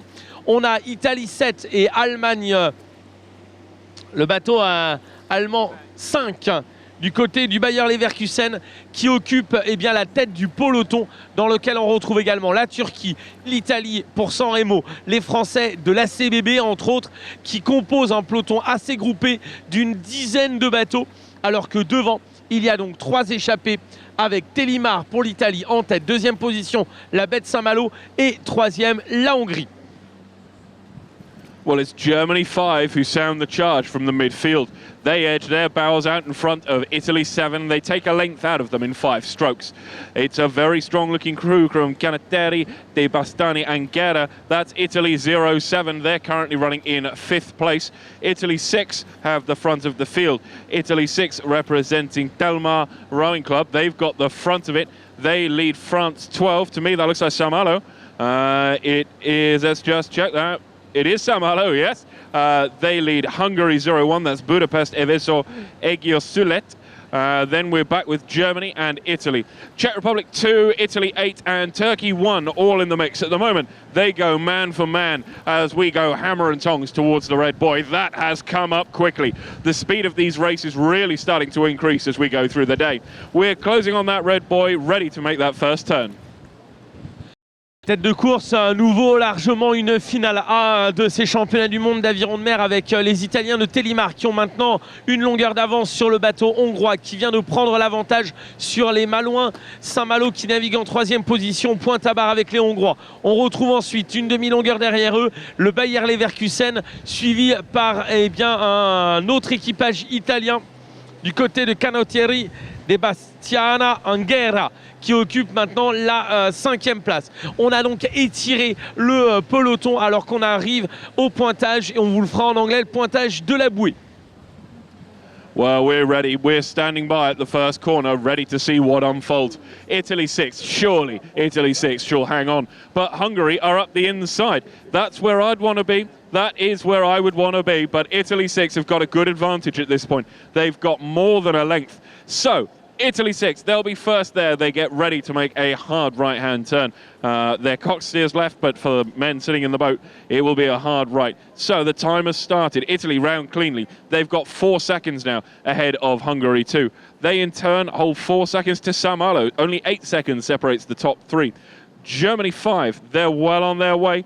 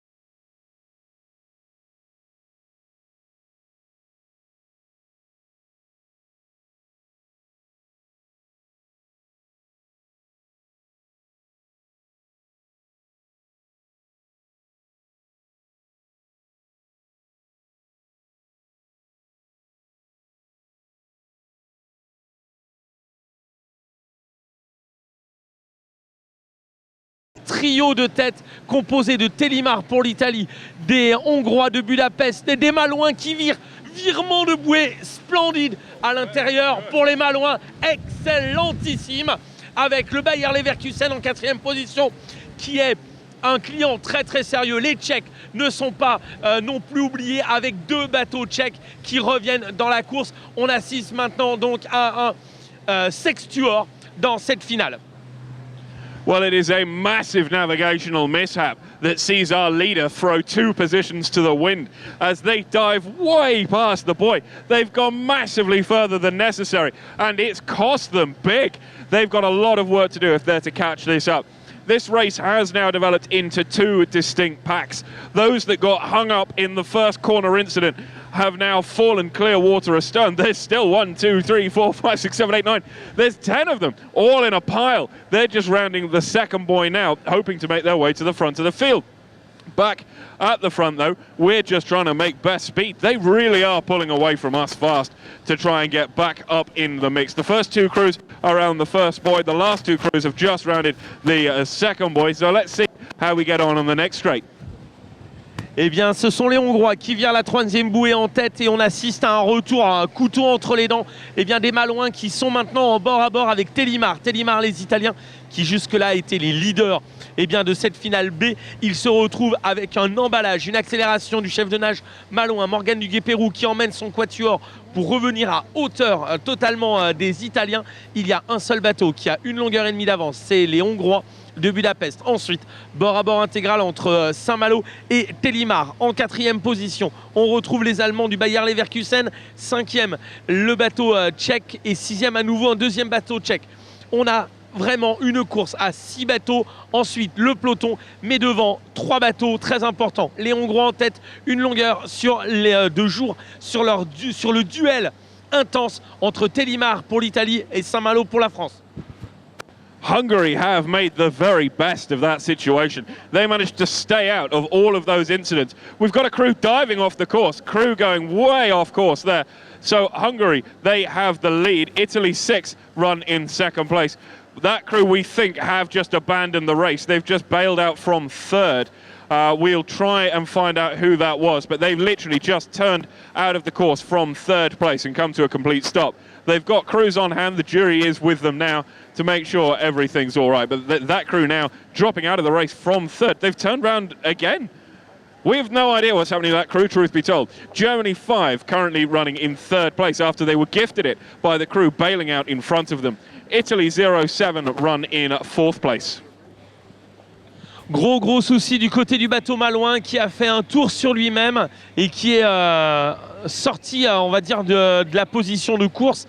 On ne comprend absolument pas ce qui s'est passé. Semble-t-il peut-être un problème avec la barre. Ce qui nous redonne un changement de position. En tête, la Hongrie. Deuxième place, Telimar pour l'Italie. Troisième, le Bayer Leverkusen. Quatrième et cinquième, les 2 bateaux tchèques. Et sixième, donc Saint-Malo. Ce ne sera pas leur week-end aux Malouins. Ils ont déjà eu des soucis lors des séries qualificatives. Et maintenant, ils sont lancés à la poursuite, à la chasse, à tout le monde. On les sait capables de beaucoup. Mais vont-ils pouvoir relancer encore une fois alors que les Hongrois, maintenant, caracolent en tête. Les Italiens deuxième, troisième, le Bayer Leverkusen. Now, we think it was the crew from Saint-Malo who took that slightly novel approach to a racing line. They literally turned out of the mainstream, performed a full spin, and then rejoined the race, but it dropped them from third down to 6th place. They're under pressure as well because the main glut of this race pack sits sort of 7th onwards, and there's about 12 crews bearing down on them from the back of the pack. At the front, though, it is Budapest Rowing Club, Hungary 2, who make the best of the running. They've got 3 lengths now ahead of Italy 6 for second, Germany 5 run in third place. Then we find ourselves with Italy 7, they're in fourth. It is close to call. This is one of the most hotly contested races that we've seen. The competition really starting to heat up. Actually, the waves starting to pick up as well. You do notice it with these bigger boats. They can't just roll over the waves as easily as the small ones, which is where you start to see the bows coming up way out of the waves, then crashing down and accelerating the boats back through the stroke. Hungary 2 for Budapest, lead Italy 6, ahead Germany 5. On retrouve le trio maintenu maintenant dans les écarts entre les Hongrois de Budapest qui maintiennent l'avantage. Ils serrent au maximum la berge, suivi par les Italiens de Telimar en deuxième place. Troisième, le Bayer Leverkusen pour l'Allemagne. Quatrième et cinquième, les 2 bateaux tchèques. Du côté du Czech Coastal Rowing Club qui occupe pour l'instant les 4e et 5e places. 6e, donc Saint-Malo maintenant, avec la volonté des Italiens de revenir, mais les Hongrois tiennent bon pour la première place.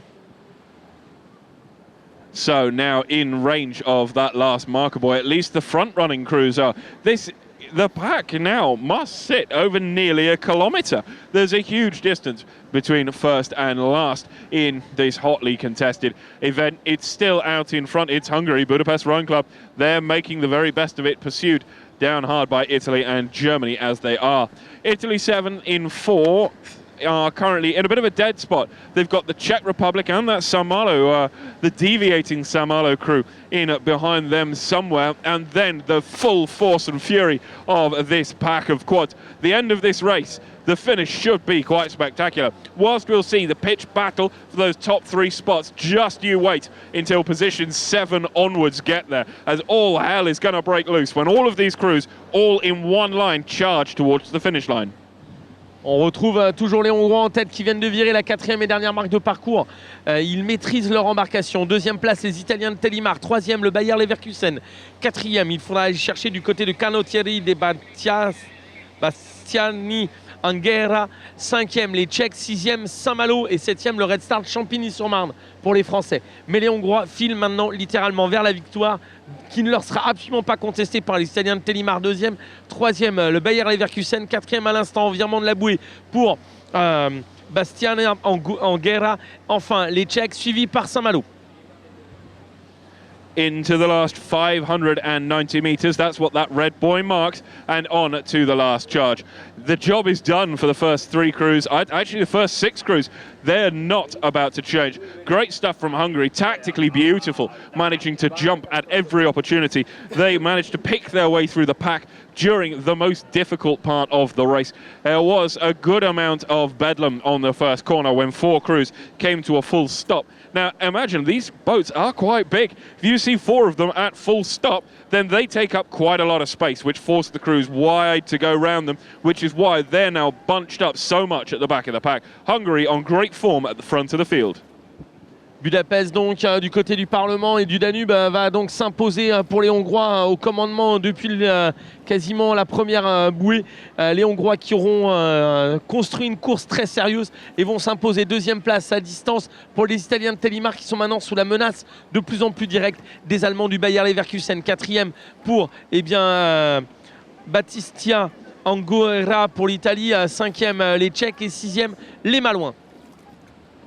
Now, very soon we'll see Hungary safely across the line, but we're going to stay with the midfield now to watch how this race develops as we keep coming to. Now, this is the B final, so these positions actually count. These are the overall rankings. They've got no more races left to run, so they can throw caution to the wind and the power through the paddles. Hungary certainly get there first on behalf of Budapest Rowing Club, chased down hard by both Germany and Italy. Then we find ourselves with Italy 7. They're in 4th place, ahead of the Czech Republic 2 in 5th. Saint-Malo, we believe it's Saint-Malo in 6th place. They were in 3rd and they handed it away after that navigational mishap, I think we'll refer to that as. But then we have this bunch of crews running us down. We've got 1, 2, 3, 4, 5, 6, 7, 8, 9. There's 10 crews that should get to the line in once. So we'll stay with them so we can see how those positions unfold. Avec l'arrivée à l'instant, et c'est fait pour les Hongrois, 2e position, les Italiens également, l'arrivée en 3e place pour le Bayer Leverkusen, 4e pour les Italiens numéro 7, Canottieri di Bastiana Anghera, et avec ensuite les Tchèques suivis par Saint-Malo, le Red Star Champigny-sur-Marne, la bagarre entre l'Espagne maintenant et l'ACBB Boulogne-Billancourt pour l'arrivée du peloton. Now that looks to me like our first 5 crews almost home now, just as they come through, but it's this next pack. You can see the race hotting up already. So that's 5, 6, 7, positions 8 onwards where everything is yet to be decided. I can see Spain 1 up in the mix. We'll hand that to Mikhail. He'll be able to pick them apart for us. Well, thank you very much, Sam. That was a very interesting B final. We saw that pirouette halfway through of the French crew where they turned around and lost a lot of ground, but they came back impressively. Not to win, though, because the win went to Hungary, too, placing themselves first in this B final, 23rd overall. And second place, I believe, was for that Italian crew. But they're coming across the line slowly but steadily, as they finish very tired. Long 4 kilometers and hard racing, even in the B final. So that promises a lot for the A finals to come. But Hungary taking that victory in the B final of the men's corkscrew. Oui, vous le voyez, c'est vraiment exhausté qu'ils arrivent dans la baie de Monaco. Ils sont fatigués, ils ont fait ces 4 kilomètres. Là, vous en avez vu certains, notamment Chantilly, qui était presque couché dans leur bateau parce qu'ils n'en pouvaient plus. Et c'est vrai, les spectateurs, vous pouvez les encourager, vous pouvez les féliciter. On voit aussi le bateau de Sanremo. Ils sont très heureux d'être arrivés et avec toute l'élégance italienne, Renato Alberti qui fait le baise-main à sa barreuse. Bravo à vous tous, c'était la dernière finale B pour aujourd'hui. Nous allons dans moins de 10 minutes maintenant passer au final A et nous commençons avec le solo féminin. D'autres belles batailles en perspective. Well, that was it for the B finals, ladies and gentlemen. So that leaves just the A finals. So the medals are just around the corner. We still have a couple of minutes to go because the first A final is due to start in about 11 minutes at 12:20 exactly. That will be the final of the women's solo. And that will feature some of the best women's coastal rowers out there. We have fantastic lines up. We're going to talk about it in length with our commentary team in due time. But we have a short little break until we start with the A final. So don't go anywhere. And if you do have to go anywhere, be quick because in 11 minutes time, we'll start with the A finals of the World Rowing Coastal Championships in Monaco.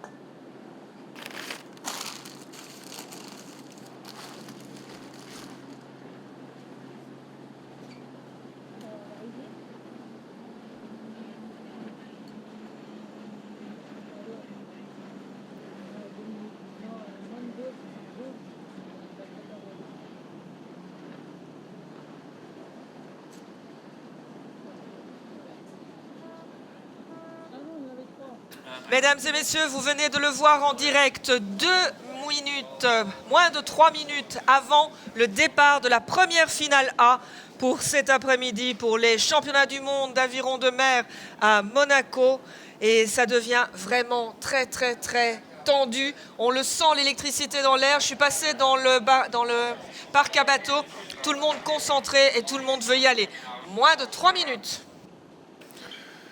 Well, ladies and gentlemen, as you can see on the screen, there's less than 3 minutes to go until the start of the first final of these World Rowing Coastal Championships in Monaco. These 2016 World Rowing Coastal Championships will crown a lot of people the new world champions. And we have the reigning world champion in the final of this first event of the afternoon, which is the women's solo final. And we have the reigning world champion, Jessica Berra. She's in there, but she didn't win her semi, so she might not be the favorite to take the crown here in Monaco. Maybe she is. She talked about it yesterday. She talked about it yesterday in an interview, saying that she didn't know if she was going to be tactically up for the challenge to overtake the 2 winners of the heats, which were Edwige Alfred of France and Monica de Karska of Ireland. We'll join our commentary team in a little while, and then we'll see who will actually get the best of starts. It's a 4-kilometer course. It's a 6-kilometer course, that we have to say. We raced 4 kilometers up until this point, but we've upped the ante a little bit for this final because we have to make it as difficult as possible for all the athletes out there. And as you can see, the conditions are a little bit harder right now. The waves have increased, a little bit more chop, a little bit more difficult for the athletes. And we're underway with the first final of the day, the women's solo event, and let's see who will take the crown. Ok, comme vous l'avez vu, on a vu à l'écran Jessica Berra qui veut défendre un titre là, et le départ, la voilà Jessica Berra, elle va tout donner. Hier elle a fait une course tactique pour voir comment ça se positionnait, et là elle veut vraiment aller chercher cette médaille, et de préférence cette médaille d'or. Le départ vient d'être donné et vous voyez 5 bateaux vraiment en ligne les uns avec les autres, une technique très différente entre les différentes rameuses. Il faut chercher la ligne aussi, pas de problème au départ, ce qui est une bonne chose. N'oubliez pas, c'est un parcours de 6 km cette fois-ci et non plus 4. Donc il va aussi falloir gérer ses forces. Well, all 20 athletes well underway. No mishaps, no strokes.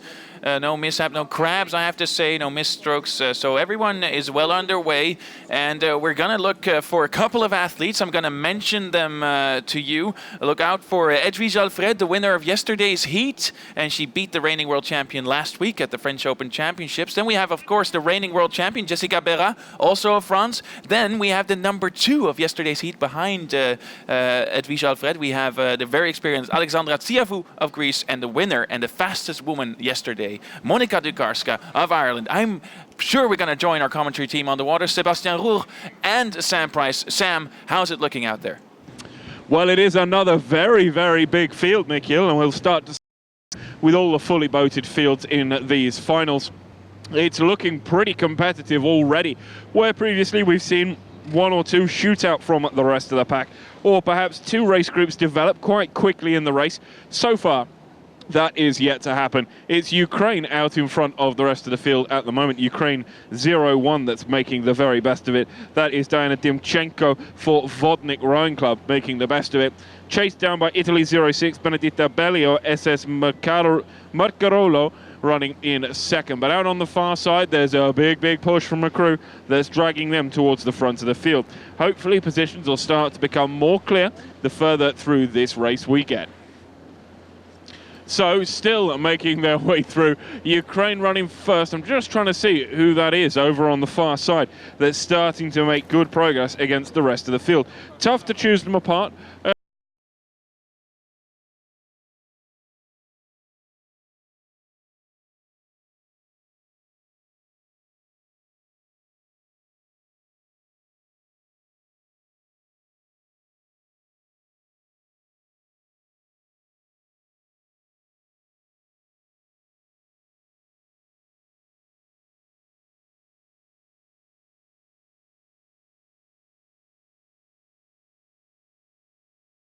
groupe dans lequel on retrouve l'Irlandaise qui avait mené de haute lutte sa série hier, également Edwige Alfred de Creil, bien placée en 3e place pour la France.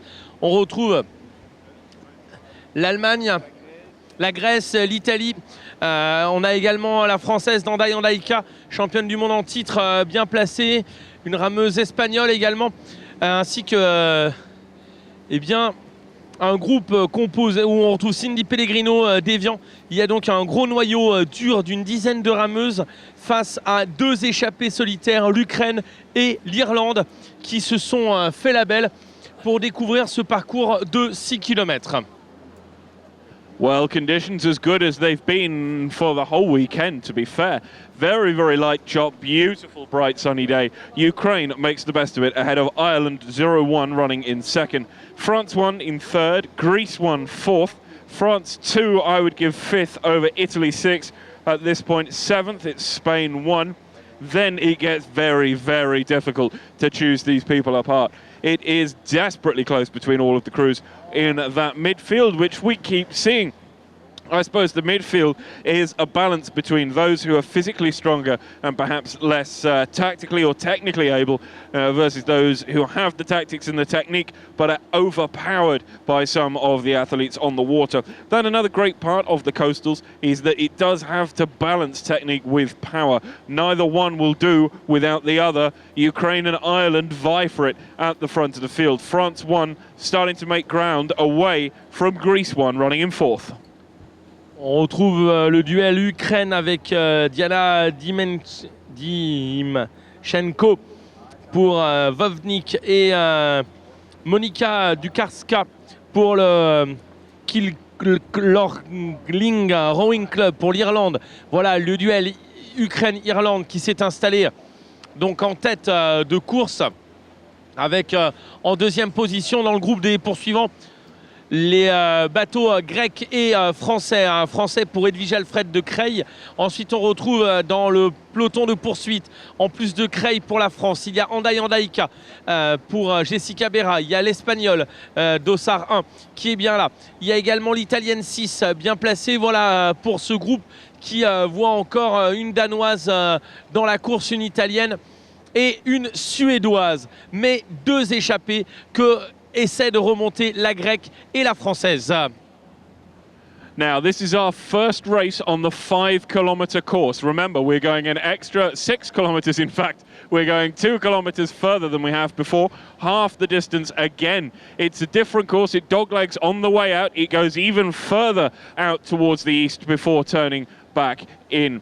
But making their way down the course at the moment, it is still Ukraine 0-1. Diana Dimchenko of Vodnik Rowing Club making the best of it. She holds her advantage ahead of Monika Dukarska of Kilgorlin Rowing Club of Ireland. 3rd, France 1 has managed to get a break. That is from Eno Kriel Edwig Alfred. We saw great stuff from her yesterday, and she's managing to hold off Greece 0-1. That's Alexandra Tsiavu of Nautical Club Igomenista. Watch out for the previous Olympian in the form of Tsiavu, an absolutely super.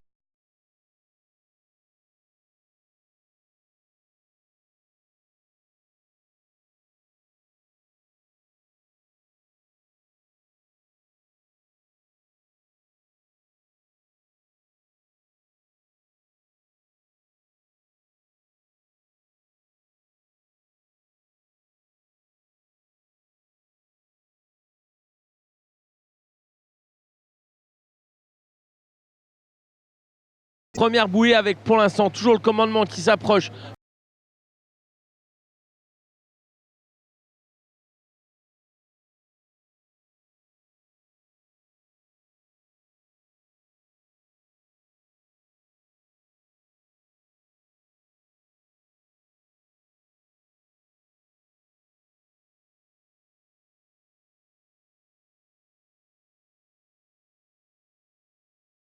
Is now ahead of the Ukraine. Her margin as they come up to the buoy, 7.5 seconds separates first from second. A further 3 seconds to France 1.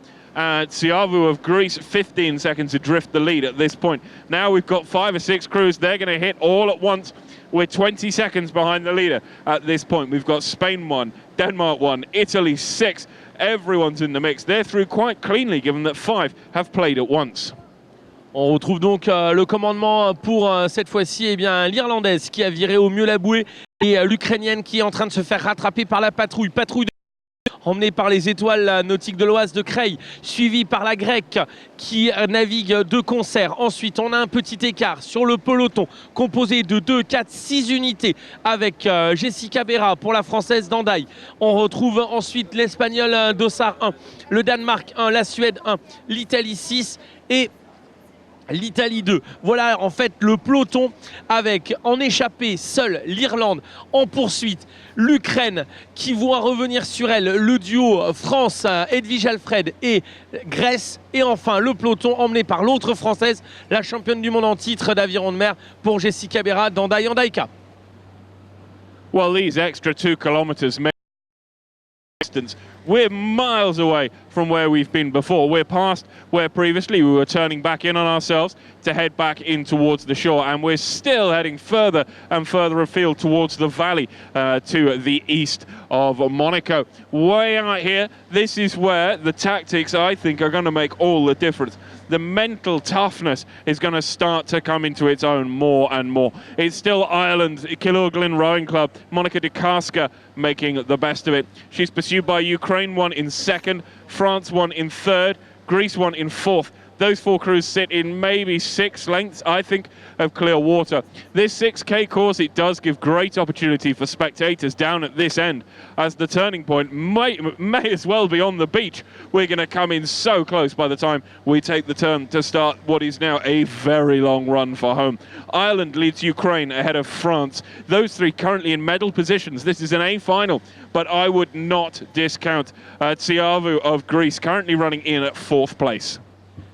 Nous sommes dans une stratégie très particulière. Il y a une erreur majeure de direction de l'ensemble des concurrentes qui sont parties côte-côte, alors que la deuxième bouée qu'elles doivent aller chercher, qu'elles découvrent, se trouve un tout petit peu plus en mer. Elles sont donc toutes en erreur pour l'instant. Elles n'ont vu que la bouée numéro 3 qui est côté de la plage. Elles n'ont pas vu celle qui est côté rocher, qui est la bouée 2.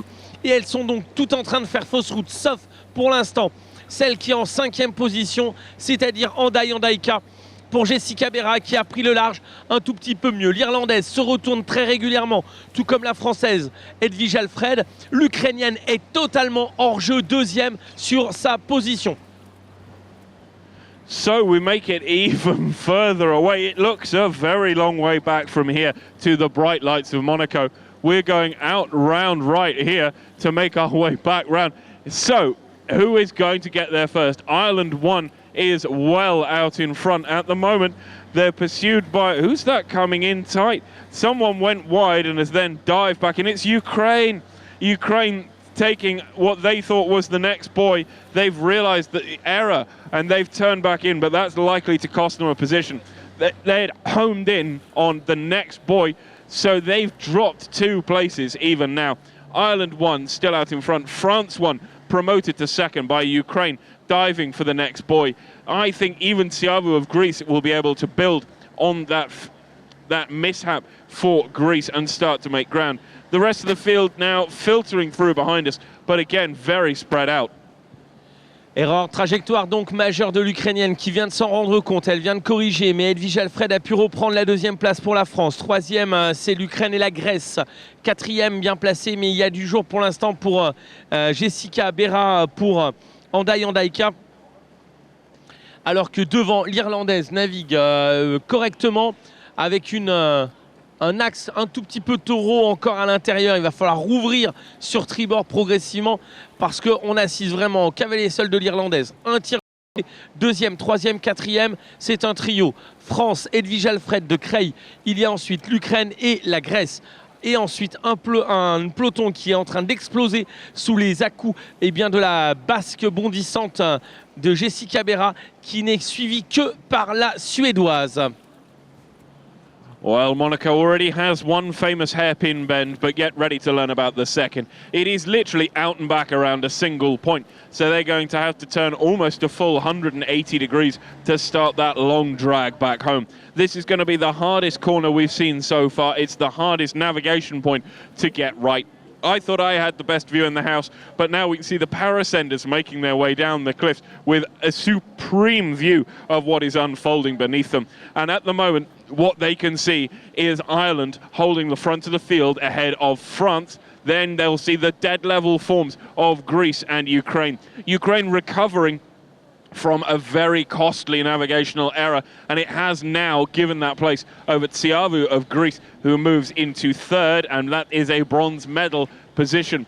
Sweden 1 and France 2 are actually starting to make ground against our little breakaway at the front of the field. So let's see how they make up ground, having rounded this next marker. Au passage, eh bien, aux prévisions de la deuxième bouée, on a toujours le commandement de l'Irlande, mais la 4e place maintenant est attaquée entre la France et la Suède. La Suédoise qui revient très très fort. Virement de bouée, top pour l'Irlande. En deuxième position, on va retrouver Edwige Alfred pour Creil. On va être aux alentours de top 9 secondes pour la Française. La Grecque maintenant, top 14 secondes. L'Ukrainienne en difficulté, top 18 secondes. Et voici sur elle maintenant le retour du duo France-Suède pour Andai Andaika et la Suédoise. Les deux passent en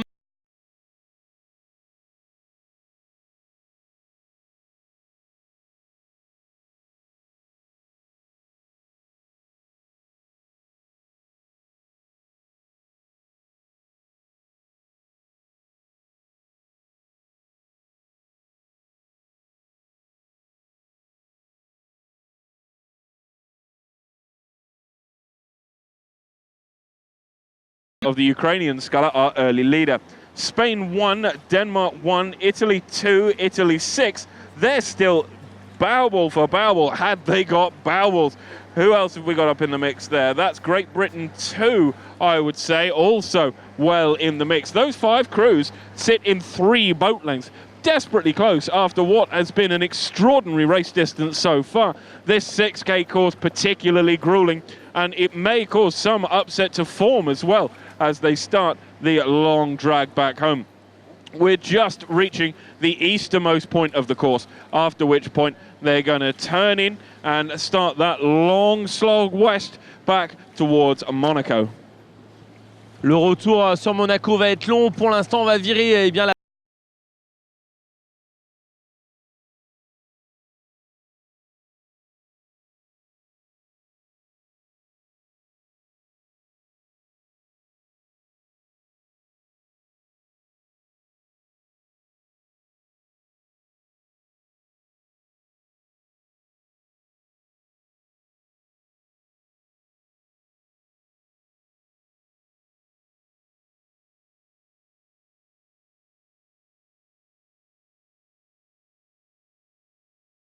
Ensuite, c'est l'Ukraine, mais qui voit revenir, eh bien, palette bleue, triple couronne, top pour l'Ukraine, 27 secondes. C'est la Suède qui est très dans la course maintenant et qui revient très fort.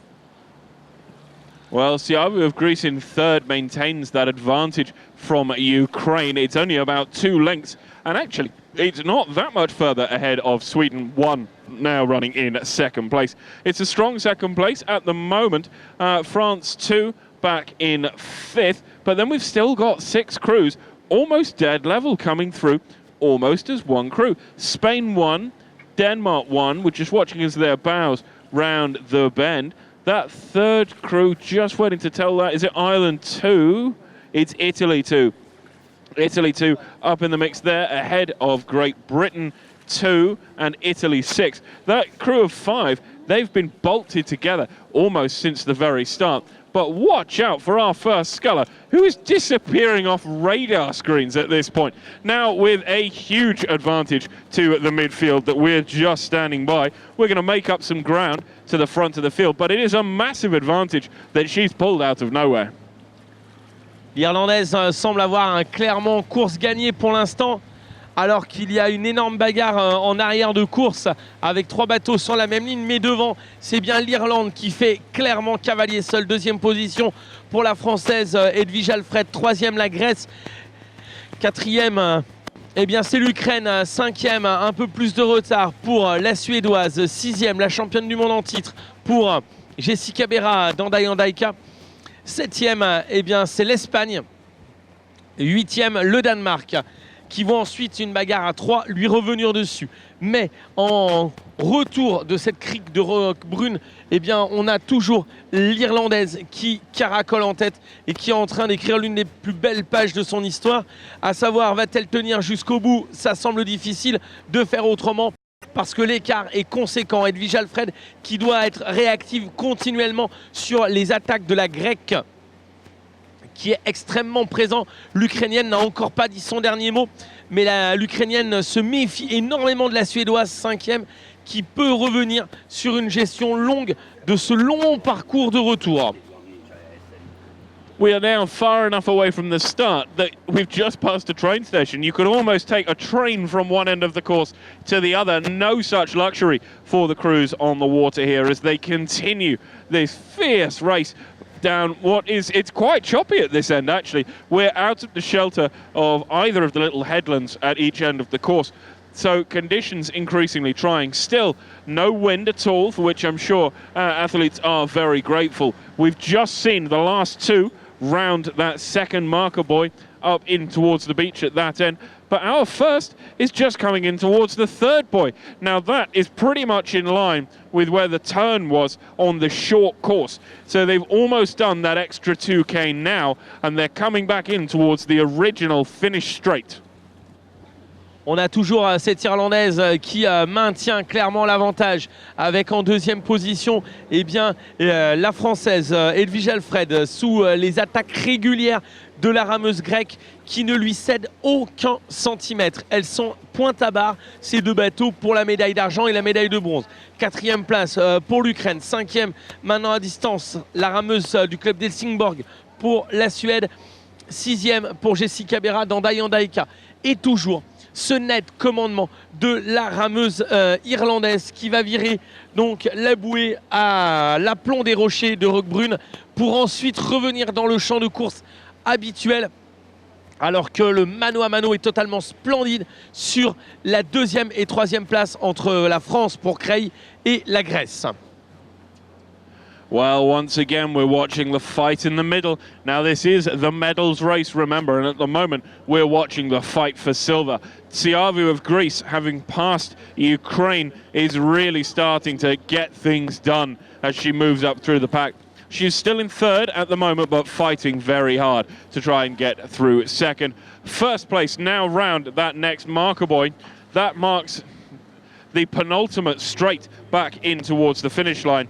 It's a long slog from here, even though they've completed that much of the course. They've now got another 760 meters to go to marker number 6. There's another 590 from there. So we've got a mile left to run. It's about 590 meters, even more in fact. 2k left to run. Greece still battling France at the front of the field. France 1 has the upper hand ahead of Greece 1 in second place. I don't think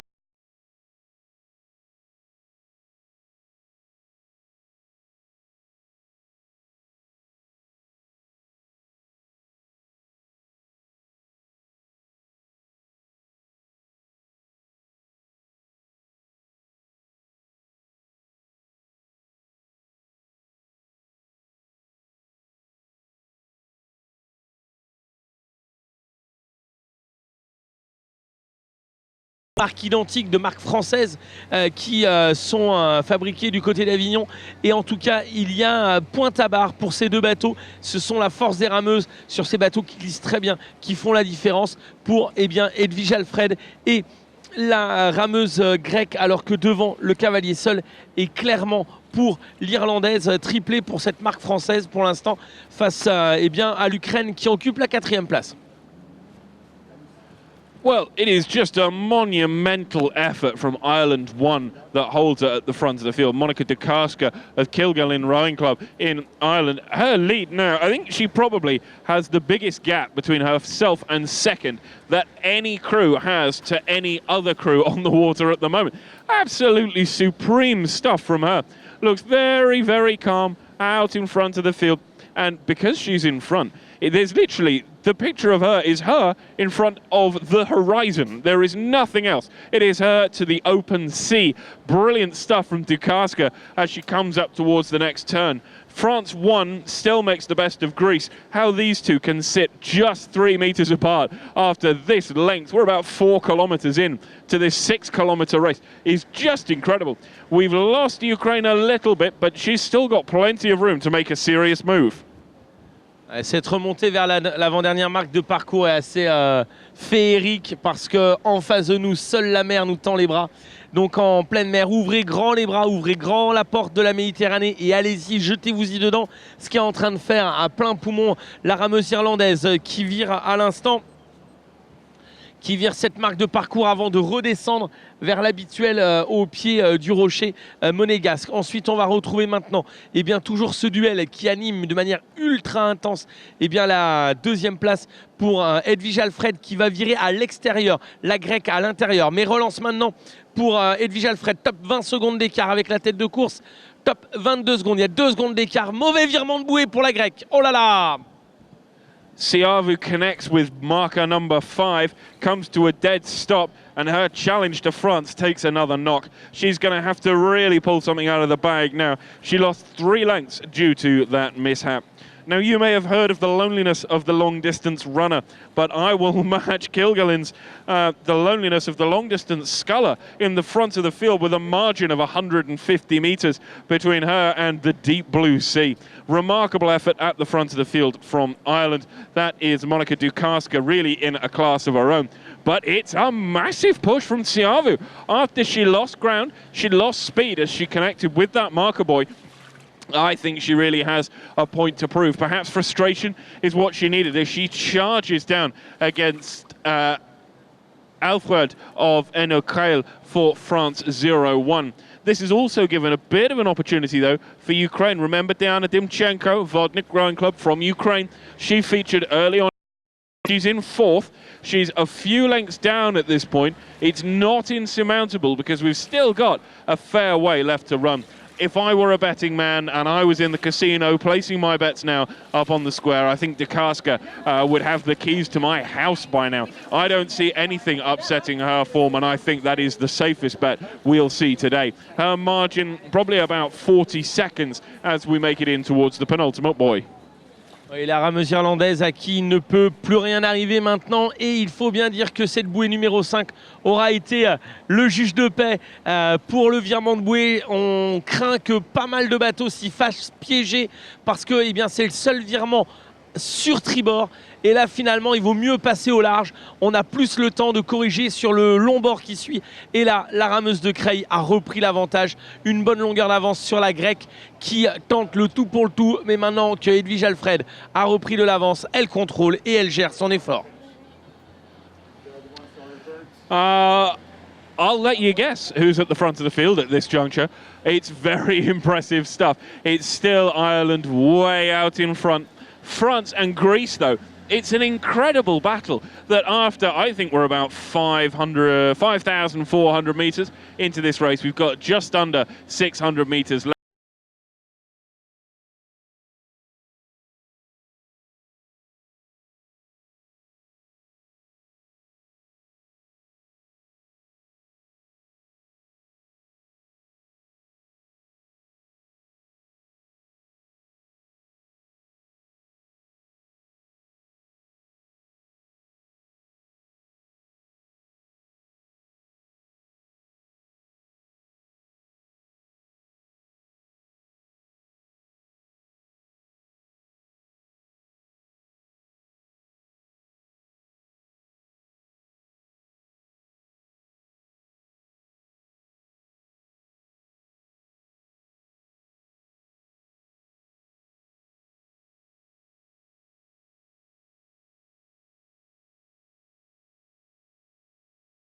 Second and third. France now with only half a length ahead of Siavu of Greece. Just remarkable that they can keep up this fight from start to finish. We're nearly 4 miles into this race, and there's less than a metre.